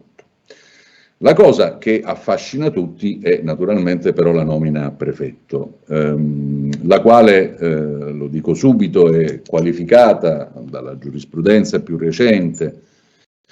e da una buona parte della letteratura come uno dei prototipi dell'atto di alta amministrazione, cioè di una di quelle, diciamo, sofisticazioni del diritto pubblico quando non si riesce a dare una qualificazione propriamente politica né propriamente amministrativa ad un atto, che sarebbe a metà strada tra le competenze proprie dell'indirizzo politico e le competenze tipiche dell'amministrazione e dell'amministrare vera e propria. La nomina del prefetto si ha con decreto del Presidente della Repubblica, su delibera del Consiglio dei Ministri, su proposta del Ministro dell'Interno, e per le prefetture, scusate, per i ruoli relativi alle prefetture OTG dei capoluoghi di provincia, anche sentito il Ministro per gli affari regionali o per l'equivalente, diciamo, a seconda di come venga attribuito la delega. È un Ministero senza portafoglio, lo rammento a me stesso. La procedura però in realtà prevede che venga costituita ogni anno una commissione consultiva fatta di prefetti e insomma di funzionari, i quali valutano tutti coloro che i viceprefetti che hanno i requisiti, diciamo così, e propongono al Ministro una lista fatta di almeno il doppio dei nomi rispetto ai posti disponibili, da cui poi il Ministro attinge per proporre al Consiglio dei Ministri la lista dei ministri, dei prefetti appunto, e la delibera del Consiglio dei Ministri poi giunge alla Presidenza della Repubblica per l'adozione del decreto. È interessante, lo dico giusto per dettaglio, che la norma non solamente stabilisce con un dettaglio veramente molto indicativo che questo elenco debba essere fornito in mero ordine alfabetico, in maniera tale da non dare nessuna indicazione al Ministro su quale possa essere preferibile, e soprattutto la norma definisce questa lista, tra virgolette, suscettibile di miglioramento, che è una meravigliosa cosetta piccola piccola che lascio a voi naturalmente interpretare. Vado più velocemente perché non vorrei che stia arrivando allo scadere del tempo.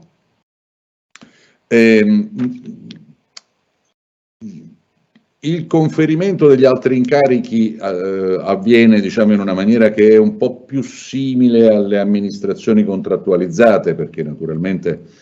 mentre il conferimento appunto alle prefetture avviene con delibera del Consiglio dei Ministri, come dicevo, per gli altri incarichi che presso le prefetture medesime o presso il Ministero degli Interni possono provvedere o il Ministro per i prefetti che devono diventare capodipartimento oppure ad opera del capodipartimento per gli affari del personale appunto, o il prefetto in sede per i propri capi di gabinetto o per altre funzioni dirigenziali delle prefetture, uffici territoriali di governo. Poiché si tratta appunto di un corpo con le caratteristiche che ho detto, non credo che qualcuno si stupirà troppo se faccio notare che per questa carriera è rimasta in piedi la possibilità del collocamento a disposizione dei provvedimenti di comando, dei provvedimenti di collocamento a riposo, cioè tutte quelle modalità con le quali si agiva nei confronti del personale delle pubbliche amministrazioni, prima appunto dei fenomeni di privatizzazione che dagli anni 90 in poi hanno trasformato tutto ciò. C'è tutta una serie di procedimenti, molti dei quali sono ancora quelli del testo unico del 1957, non sto qui naturalmente a rammentarli, credo che ci sia semplicemente un rinvio appunto sia sufficiente. Le valutazioni sul lavoro di tutto questo personale vengono svolti secondo un modello molto tradizionale. Ed è questo il secondo, o meglio il terzo aspetto che volevo far notare di somiglianza rispetto all'ordinamento di altri corpi come questo. In questa carriera prefettizia vige ancora molto evidente una gerarchia relazionale, prima ancora che giuridico-attizia, diciamo, in cui c'è un grandissimo rispetto per le funzioni superiori ed una relazione anche molto formalizzata, e le valutazioni vengono compiute fondamentalmente dai capo ufficio, per cui per il lavoro dei prefetti e le schede vengono predisposte e valutate direttamente dal Ministro. Per altri dirigenti, per altri che vengono assegnati a funzioni dirigenziali, se ne occupano i rispettivi capo uffici, che sia il capo di dipartimento, che siano i prefetti in sede, o che siano, questa è un'altra storia, ma non ho il tempo di affrontarla per esteso, il capo degli uffici di diretta collaborazione, perché lì la diretta collaborazione è organizzata in una maniera tutta particolare, un po' come presso il Ministero di Giustizia. Anche lì gli uffici di diretta collaborazione sono tutti molto particolari, e il trattamento economico, qui per la verità l'evoluzione evidentemente è avvenuta, è molto simile invece a tutte le altre postazioni dirigenziali dell'amministrazione pubblica, quindi c'è un trattamento di base che contempla la posizione e vi è poi quello di risultato, una componente della retribuzione che è legata naturalmente ai risultati raggiunti. Infine, rammento a me stesso che ovviamente è rimasta in piedi la procedura tradizionale di tipo negoziale, il cosiddetto procedimento negoziale, perché, lo diceva Anna poco fa, per la carriera prefettizia tutti gli aspetti che potremmo definire afferenti al rapporto di impiego, quindi al rapporto di lavoro, sono ovviamente affidati ad una procedura negoziale old style, in cui c'è la delegazione pubblicistica che è capeggiata dal Ministro della Funzione Pubblica e vi siede anche il Ministro degli Interni, naturalmente attraverso delegati il più delle volte, e dall'altro lato delegazioni sindacali, sia ben chiaro anche qui i sindacati ci sono organizzazioni formalizzate, quindi nulla di strano sotto questo punto di vista, ma le delegazioni vengono ovviamente individuate con provvedimento del Ministro, guarda un po', procedono poi alla loro trattativa e il tutto confluisce alla vecchia maniera in un bellissimo decreto del Presidente della Repubblica che ha durata triennale e che definisce tutti gli aspetti di contenuto. Chiudo con l'ultima riflessione, proprio quella relativa alla sussistenza o meno della distinzione tra politica e amministrazione, quanto cioè tutti noi sappiamo quanto anche l'organizzazione e quindi i rapporti di lavoro e di servizio del personale del lavoro presso le pubbliche amministrazioni oggi dipenda dalla distinzione tra politica e amministrazione. Il regime giuridico del lavoro nell'una o nell'altro segmento, oltre che naturalmente i profili connessi all'attività e agli atti che possono essere adottati, ne dipendono terribilmente. Insomma, la distinzione tra politica e amministrazione, mi verrebbe da dire, è un connotato dell'amministrazione contemporanea che pervade enormemente i sistemi, l'organizzazione, il lavoro, le relazioni, insomma un po' tutto dell'amministrazione contemporanea. Applicarla ai rapporti della prefettura però è molto molto difficile. È molto difficile perché è difficile qualificare il prefetto come un dirigente solamente della pubblica amministrazione e soprattutto per chiedersi quanto e se al prefetto possa essere chiesto di essere imparziale, perché prima il consigliere Simeoli giustamente ci faceva notare che c'è un profilo dell'indipendenza dei magistrati che viene molto spesso riferita alla cosiddetta imparzialità. Tutti sappiamo però che noi abbiamo l'articolo 97 della Costituzione che usa il termine imparzialità non per riferirsi alla neutralità del giudice, alla terzietà, come giustamente diceva il consigliere Simeoli, ma si riferisce al modo peculiare con cui la dirigenza della pubblica amministrazione debba essere imparziale, che è un modo più complesso, un modo diverso, insomma è una modalità tutta propria dell'amministrazione pubblica. Bene, come si fa a chiedere al prefetto di essere imparziale? Laddove naturalmente è inevitabilmente la longa manus del governo e non dell'amministrazione o della sua amministrazione di appartenenza, come invece può avvenire per un dirigente di un'organizzazione di un altro tipo del governo. Quando la figura di riferimento, il prefetto, altro non è che la longa manus sul territorio del Presidente del Consiglio dei Ministri, di tutti i ministri e del Ministro degli Interni o del governo nella sua complessità, intermedia per tante cose, cerca di fare mediazione, può chiamare l'esercito, adotta ordinanze, insomma sono tutti compiti e funzioni che il più delle volte, ahimè, lo fanno assai più appartenere, lasciatemelo dire così, all'area dell'indirizzo politico e di governo che non a quella propriamente amministrativa, ed è per questo che si fa, credo, molta fatica non solo a collocarli dentro ad un'area della contrattazione nell'organizzazione dei rapporti di lavoro, ma direi più in generale nell'area dell'imparzialità amministrativa, cosa che diventa veramente difficile per alcune tipologie di attività che essi svolgono. Molte grazie. Grazie a Pierpaolo Forte per la sua magistrale relazione che ci conferma, direi a questo punto, la transdisciplinarità del diritto del lavoro pubblico. E ora, infine, il nostro terzo relatore, l'amico Rosario Santucci, che è professore ordinario di diritto del lavoro parimenti dell'Università del Sannio e autore di un'apprezzata e originale monografia sull'argomento. Infatti si concentrerà sullo strano caso giuridicamente dei docenti universitari. Lui ci spiegherà in che senso, ma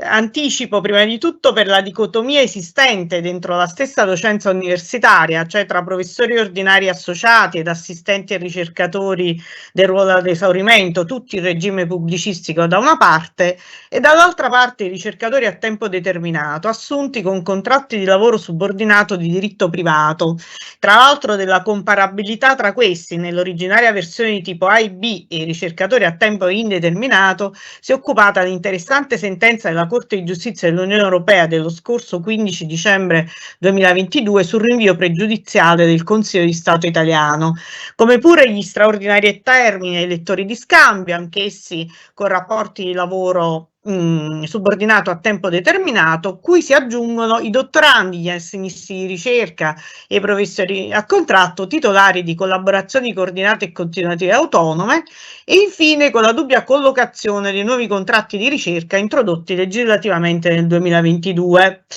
E dunque do la parola appunto al professore Santucci, ringraziando anche lui moltissimo di aver accettato il nostro invito. Grazie a voi per l'invito, e già da questa ultima presentazione di Anna Troisi forse farei bene a lasciar perdere, perché il mondo universitario, cioè il tema che mi avete assegnato, è particolarmente complesso e frammentato. Comunque in ogni caso grazie per l'invito, grazie al professore Boscati, la professoressa Zilli, e grazie ad Anna Troisi, che poi mi ha, come dire, consultato frequentemente e mi ha dettato le linee di coordinamento di questo seminario.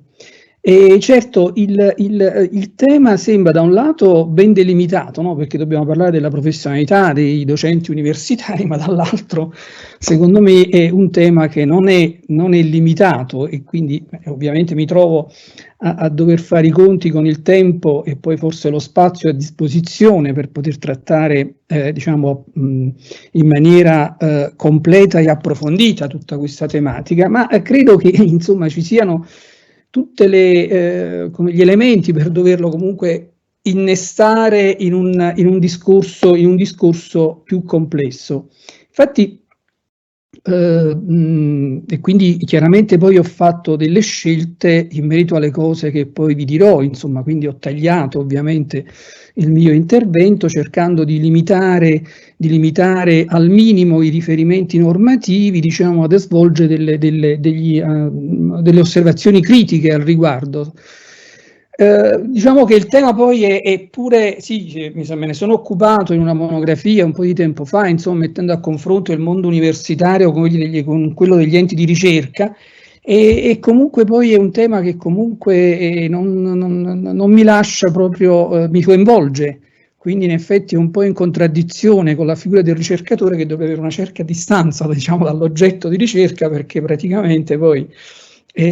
sono pienamente coinvolto, sono coinvolto sia perché sono professore universitario, sia perché sono nell'università, sia perché sono nel mio ateneo, quindi i coinvolgimenti sono tanti, e quindi potrebbe anche darsi che poi le mie osservazioni poi dipendano pure da questo tipo di coinvolgimento, quindi non lo nascondo, vi sto dicendo, diciamo, quello che ci può essere nel retrobottega. Comunque in ogni caso non voglio perdere ulteriormente tempo, ce n'è poco a disposizione. Insomma, io direi che nell'ambito della docenza delle università, ma questo già l'ha detto Anna Troisi, insomma io semplicemente lo ribadisco, ci troviamo in un territorio in cui debbano essere salvaguardati importanti valori costituzionali, lo dobbiamo ricordare: la libertà della ricerca e dell'insegnamento, l'autonomia universitaria, il diritto allo studio, e quindi la conservazione nell'ambito del pubblico impiego della docenza universitaria. Penso che sia fondata proprio sulla migliore salvaguardia di questi valori, in particolare poi della libertà della ricerca e dell'insegnamento. Però poi passando, diciamo, dall'esame della Costituzione a guardare lo stato giuridico del della docenza, in particolare quello della professionalità, direi che non si riscontra nell'ultimo ventennio nelle fonti il necessario equilibrio che garantisca tutti questi valori e anche l'attenzione verso tutto ciò che è funzionale agli stessi. E in effetti io ho espressi già delle valutazioni abbastanza critiche al riguardo, non le voglio prendere, ma dico che il vizio di origine di tutto questo, certo anche prima c'erano parecchi problemi, ma lo dobbiamo soprattutto alla legge 240 del 2010, che contiene una serie di virus, diciamo, no? nel suo ambito, anche se è stata ritoccata, riformata e così via, ma la legge 240 contiene dei virus che poi si sono sviluppati, non si è fatta un'adeguata terapia, non abbiamo fatto dei vaccini e quindi ovviamente questi virus si sono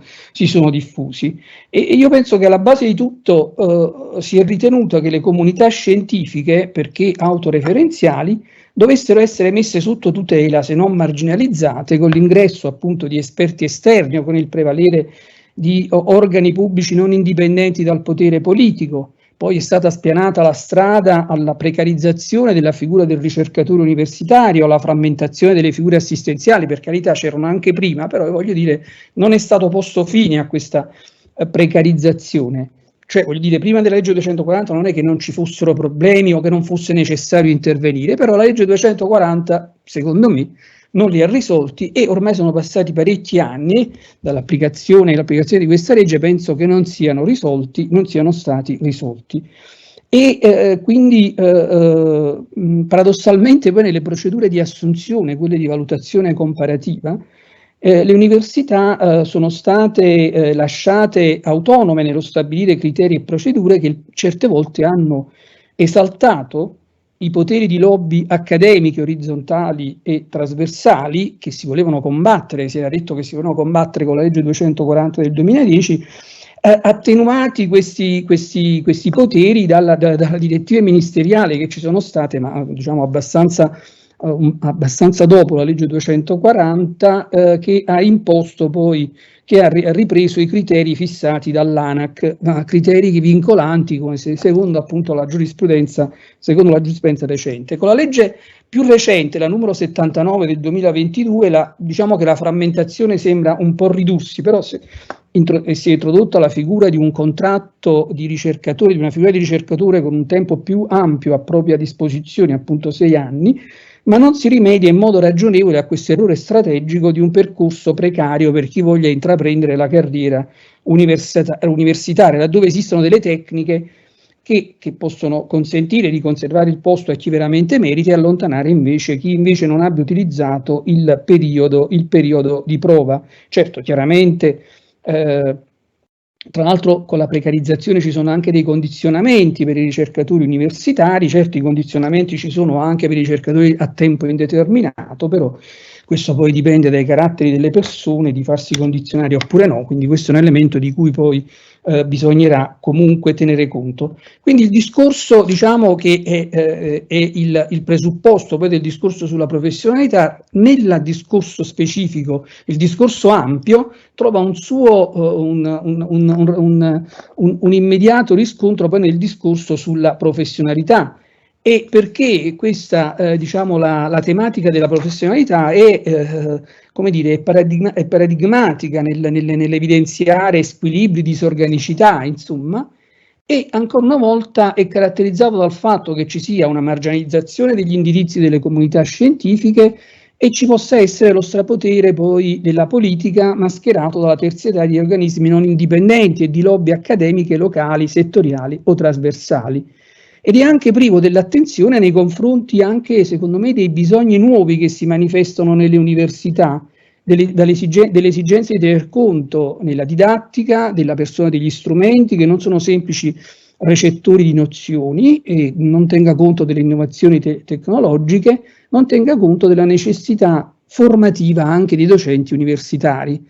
Secondo me c'è anche questa sottovalutazione, no? Nel senso che nella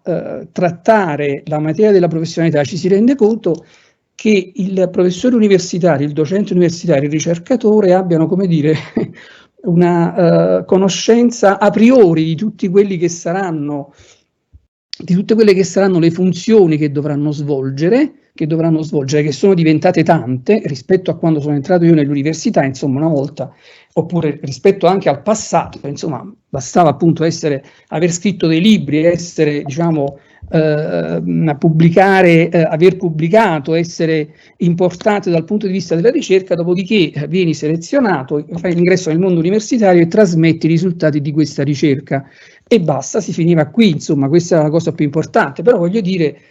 lo vediamo bene che il mondo universitario è completamente cambiato, sia perché ci sono appunto state le innovazioni tecnologiche, sia perché i mercati del lavoro a cui comunque è connessa la formazione post-universitaria richiedono ben altro, sia anche perché cambia anche lo studente, perché lo studente che viene fuori è completamente diverso da quello del passato, cioè di fronte a studenti che sono completamente diversi dal passato. E quindi ciò richiederebbe una maggiore attenzione sulla formazione. Non che non ci sia stata poi questa attenzione, c'è stata, però probabilmente non si è tradotto in molte cose. Quindi in effetti in questo discorso sulla professionalità quindi entrano tanti elementi, no? Dalla professionalità, dalla richiesta dalla professionalità in senso soggettivo, dalla professionalità oggettiva, quindi dalle capacità che vengono richieste al professore universitario, che poi va declinato in tutte le sue articolazioni, che ne so, ricercatore, professore di prima o di seconda fascia, alle necessità e le esigenze delle università e dobbiamo dire poi dagli studenti, che sono il cuore delle università. Noi ci rivolgiamo agli studenti, formiamo gli studenti e quindi le loro esigenze dovrebbero essere poste in primo piano. Per la verità, nelle normative, nei regolamenti, diciamo, la centralità dello studente è sempre affermata, però in maniera certe volte, come dire, guardo anche quello che facciamo noi docenti, no? Non lo so, quando prepariamo, che ne so, le schede dell'insegnamento, che le dobbiamo declinare individuando tutta una serie di elementi che fanno capire che siamo attenti a, che ne so, conoscenze, abilità, percorsi, insomma lo facciamo probabilmente un po' burocraticamente, e quindi che poi la forma e la sostanza alla fine non coincidano, mentre invece forse bisognerebbe farlo più professionalmente. Non dico che non ci siano eccellenze, che non si sia diffusa anche nelle università questa attenzione specifica, però diciamo che non è proprio standardizzata questa attenzione, per cui molto spesso non c'è questa questa specifica valutazione della necessità di una formazione che dovrebbe riguardare soprattutto la parte della didattica, sicuramente, e anche la parte probabilmente della gestione o di tanti parti della gestione che possono essere funzionali a poi quelle che sono le finalità, le mission dell'università e sulle quali poi l'università stessa viene valutata e viene finanziata. Quindi credo che questo sia importante. Non lo so, il fatto stesso che non lo so, dal punto di vista della didattica, che il professore vada in aula, non so, e che organizzi la didattica appunto facendo la lezione tradizionale, però poi alla lezione tradizionale dice va bene, devo di fare qualcosa in più perché lo studente ha bisogno di essere un po' coinvolto, e va bene, coinvolgiamolo, però che facciamo? Magari qualche esercitazione, non sto dicendo anche come giurista, magari facciamo dei laboratori, forse questa è la cosa più avanzata, no? Perché in laboratorio lo coinvolgi di più. Però insomma voglio dire, sono molto spesso delle iniziative che sono poi rimesse ai singoli, non è che diventano una finalità istituzionalizzata. Lo so che Anna Troisi mi guarda così un pochino scettica, perché qualche giorno fa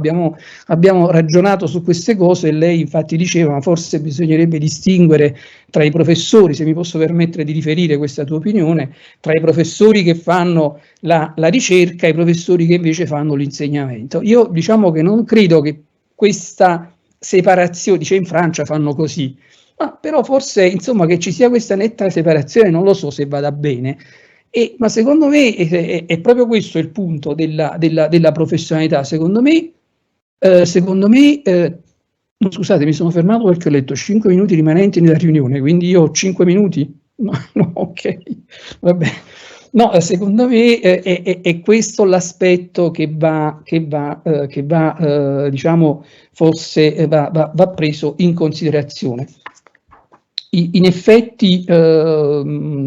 ho trovato che su questo elemento della didattica, ma lo si può dire anche per quanto riguarda la gestione, ma soprattutto per la didattica, ho trovato che ci sono delle elaborazioni anche a livello, ovviamente a livello internazionale e a livello anche nazionale, e ci sono anche delle esperienze importanti. Ho letto di esperienze che hanno fatto nell'Università di Padova, dove hanno creato dei centri di learning for teaching, e quindi dove ci sono stati istituzionalizzati questi processi per individuare diciamo in modo standardizzato nuove tecniche per poter svolgere la didattica. Questo secondo me riguarda anche la gestione, perché in effetti poi al professore universitario viene chiesto anche di occuparsi della gestione, ma io penso che al professore universitario dovrebbe essere chiesto soprattutto di occuparsi della gestione in funzione della didattica, in funzione della ricerca, in funzione della terza missione, che sono gli elementi strutturali che sono presi in considerazione per le università. Credo che forse anche su questo bisognerebbe come dire, mettere su anche in questo un sistema che educhi, che sappia trasmettere delle tecnicalità a chi sta nell'università e soprattutto nei giovani che si vogliono poi cimentare nel percorso universitario. Quindi credo che la formazione riguardi sia il personale già in servizi, i docenti, ma riguardi anche forse le leve più giovani. Molto spesso non sono per niente educate a queste modalità diverse, sia per quanto riguarda le modalità didattiche, né per quanto riguarda poi le modalità gestionali. Ma io penso che poi questo deficit, no, si riesca a vedere anche poi nei risultati concreti che sono sotto gli occhi di tutti, perché molto spesso molti di noi sono chiamati così a fare delle gestioni, ad occuparsi di questo, magari si vogliono candidare, fanno dei ruoli istituzionali, però voglio dire, non è che lo fanno sulla base della propria esperienza o anche del fatto che hanno una certa autorevolezza, e però non c'è dietro una preparazione proprio specifica al riguardo, che secondo me è necessaria per far progredire poi la nostra università. Scusate, io ho una relazione ben strutturata, però poi adesso a questo punto sto parlando, dicendo un po' le cose a ruota libera. Però tornando diciamo alle cose specifiche della professionalità, perché non vorrei evitare di parlare di questo aspetto, secondo me per discutere poi di professionalità dobbiamo andare a guardare come è strutturato ovviamente la carriera universitaria e quindi partire dalla legge 240 del 2010 che appunto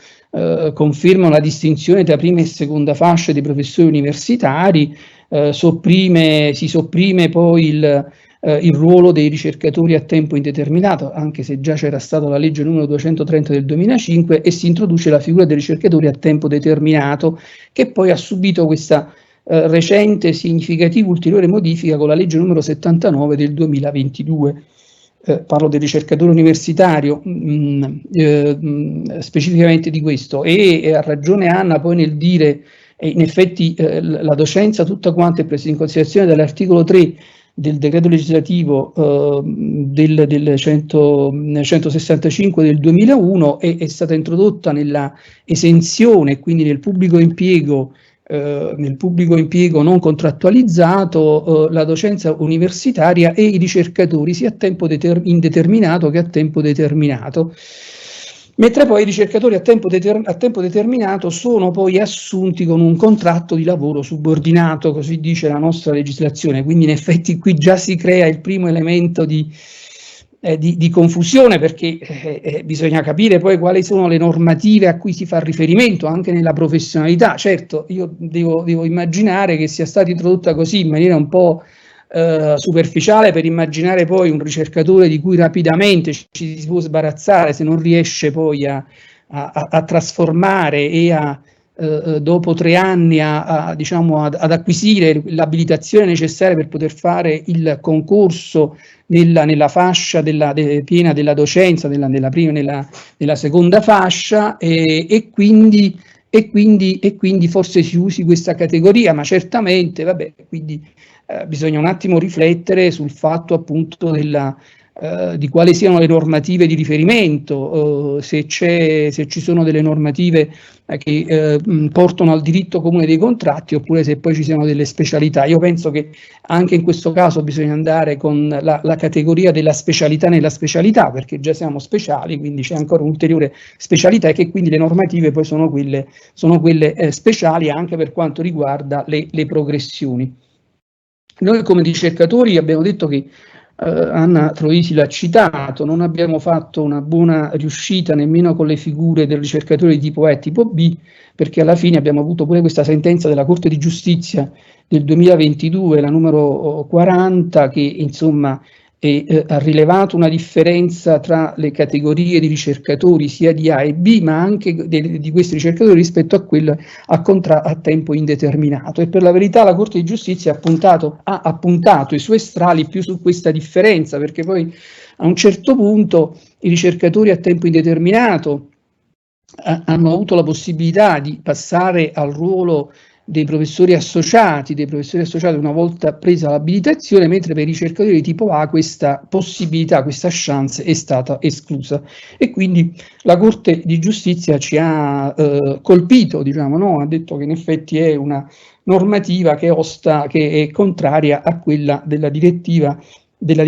europea sui contratti a tempo determinato. Quindi, diciamo, visto che c'era la stessa professionalità, non si capiva perché poi dovessero avere questo trattamento differenziato. Per la verità il trattamento differenziato anche era tra A e B, però la Corte di Giustizia, diciamo, che l'ha escluso. Quindi da questo punto di vista abbiamo fatto una brutta figura. Forse questa brutta figura è rimediata dal fatto che adesso, diciamo, abbiamo questa modifica dei ricercatori, e quindi l'articolo 24 della legge 240 del 2010 è stata modificata nel senso che si prevede questo contratto di ricerca di 6 anni, e si sono dettate, sì, è un contratto a tempo determinato, subordinato a tempo determinato, però poi sono dettate tutta una serie di regole che appunto vi dicevo che lo rendono speciale. Però in effetti quello che vorrei dire rispetto alla professionalità è questo: che cosa si chiede poi per essere assunti, per poter superare il concorso? Perché in effetti già da questo possiamo capire qual è la professionalità, quali funzioni viene chiamato il ricercatore, no? Diciamo, si fa un concorso pubblico e si viene valutati sul curriculum, sulla produzione scientifica, sui titoli. Ecco, diciamo è importante che il decreto ministeriale che è stato richiamato nelle more, insomma quello del 28 luglio del 2009, non indichi anche la gestione, però in ogni caso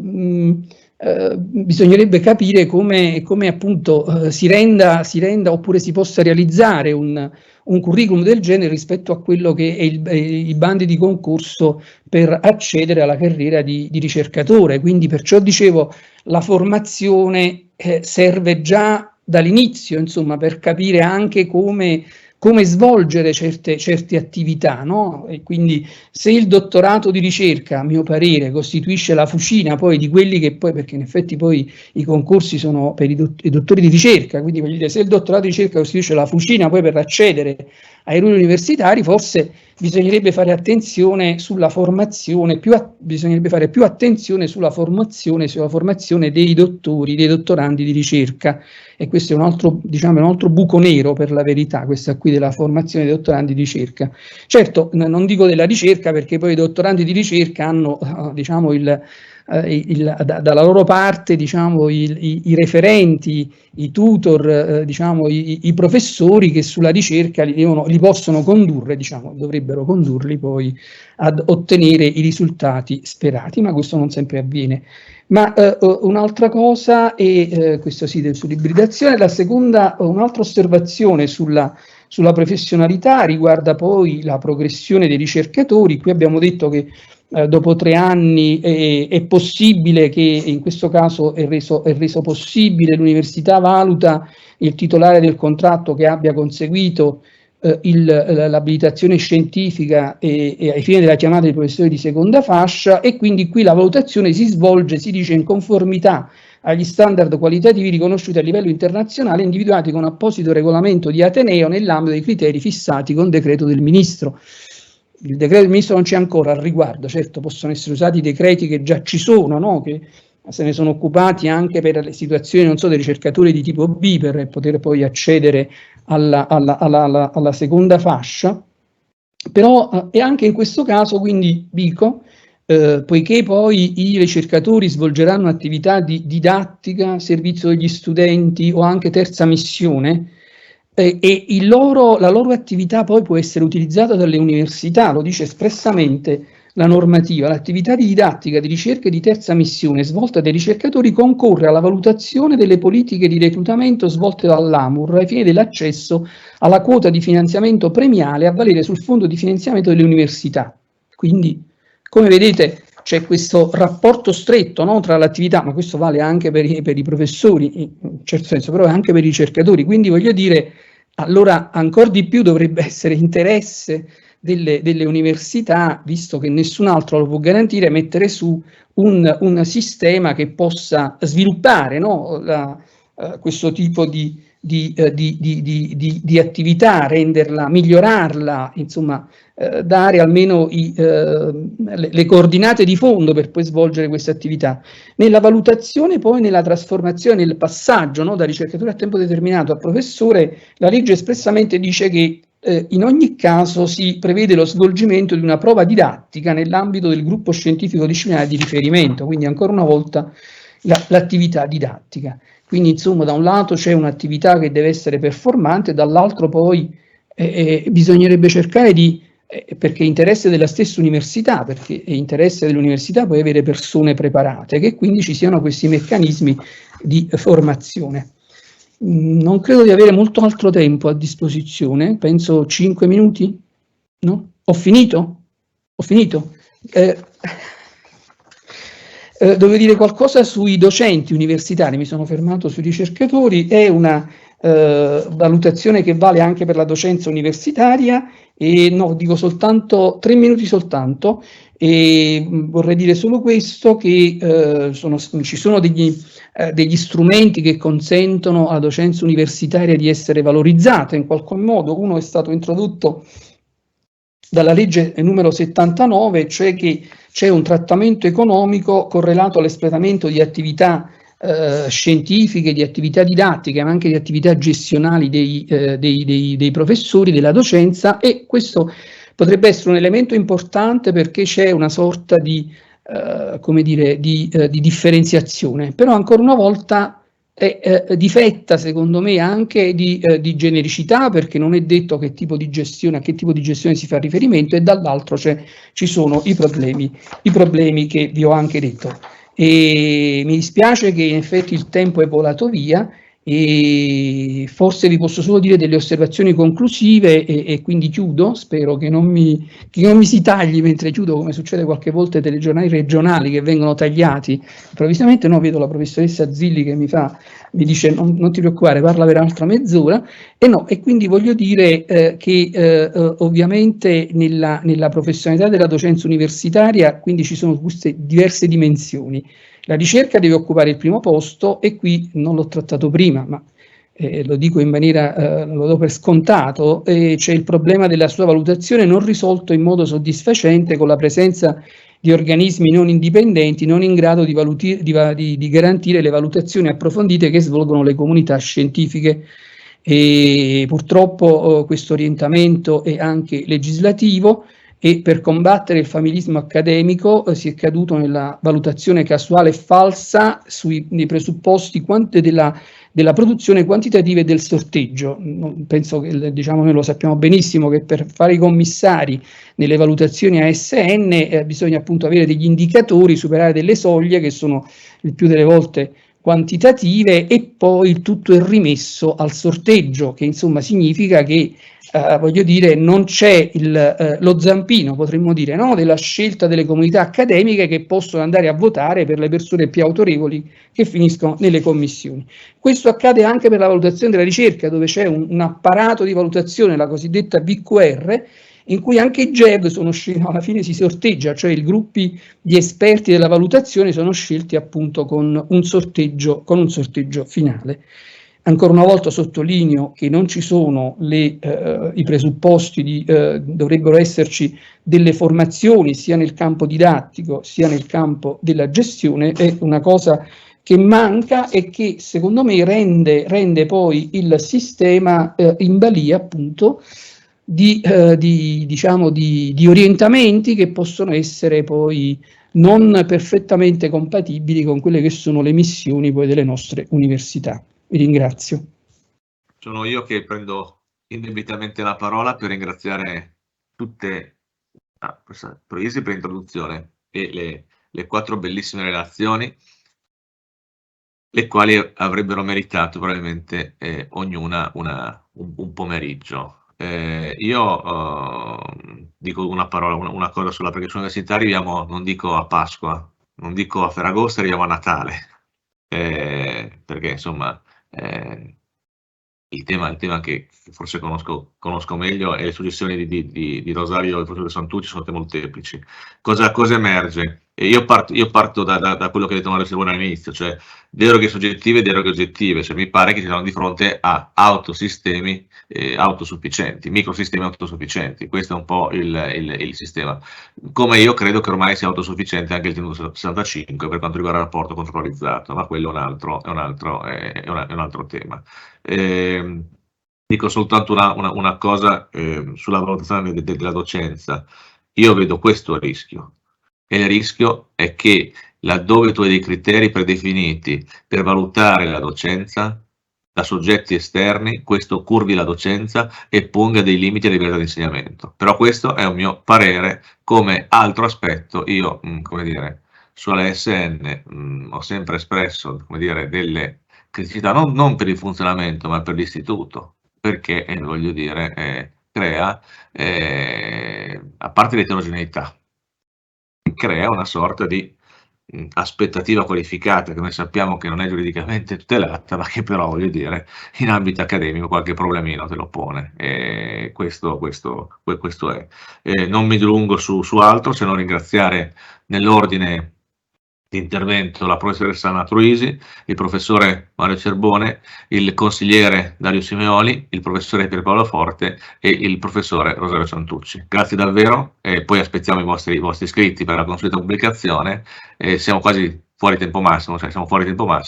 cedo la parola alla collega Zilli per quelle che ormai chiamiamo le conclusioni. Grazie. Coordinatrice e coordinatore per questo pomeriggio importante. Credo ci saranno occasioni di confronto ancora su questi temi. Sia leggendo gli iscritti e sono già entusiasta all'idea di averli in mano, sia leggendo gli iscritti e sono già entusiasta all'idea di averli in mano, sia all'incontro che ci sarà a giugno ampia pubblicità, al quale spero e davvero qui lo metto anche come pubblicità, al quale spero e davvero qui lo metto anche come invito, i relatori di tutto il clip di quest'anno vorranno intervenire. Gli auguri per le evidenti festività, segnalo che il prossimo nostro incontro sarà ancora ad aprile. Segnalo che il prossimo mercoledì 19 sarà ancora ad aprile, il 19 mercoledì 19 siamo a Padova, cioè ci confrontiamo che ormai è classico nel tema della professionalità, ci confrontiamo sul dirigente questo tema della professionalità, un clip tutto al femminile sul dirigente che ci porta poi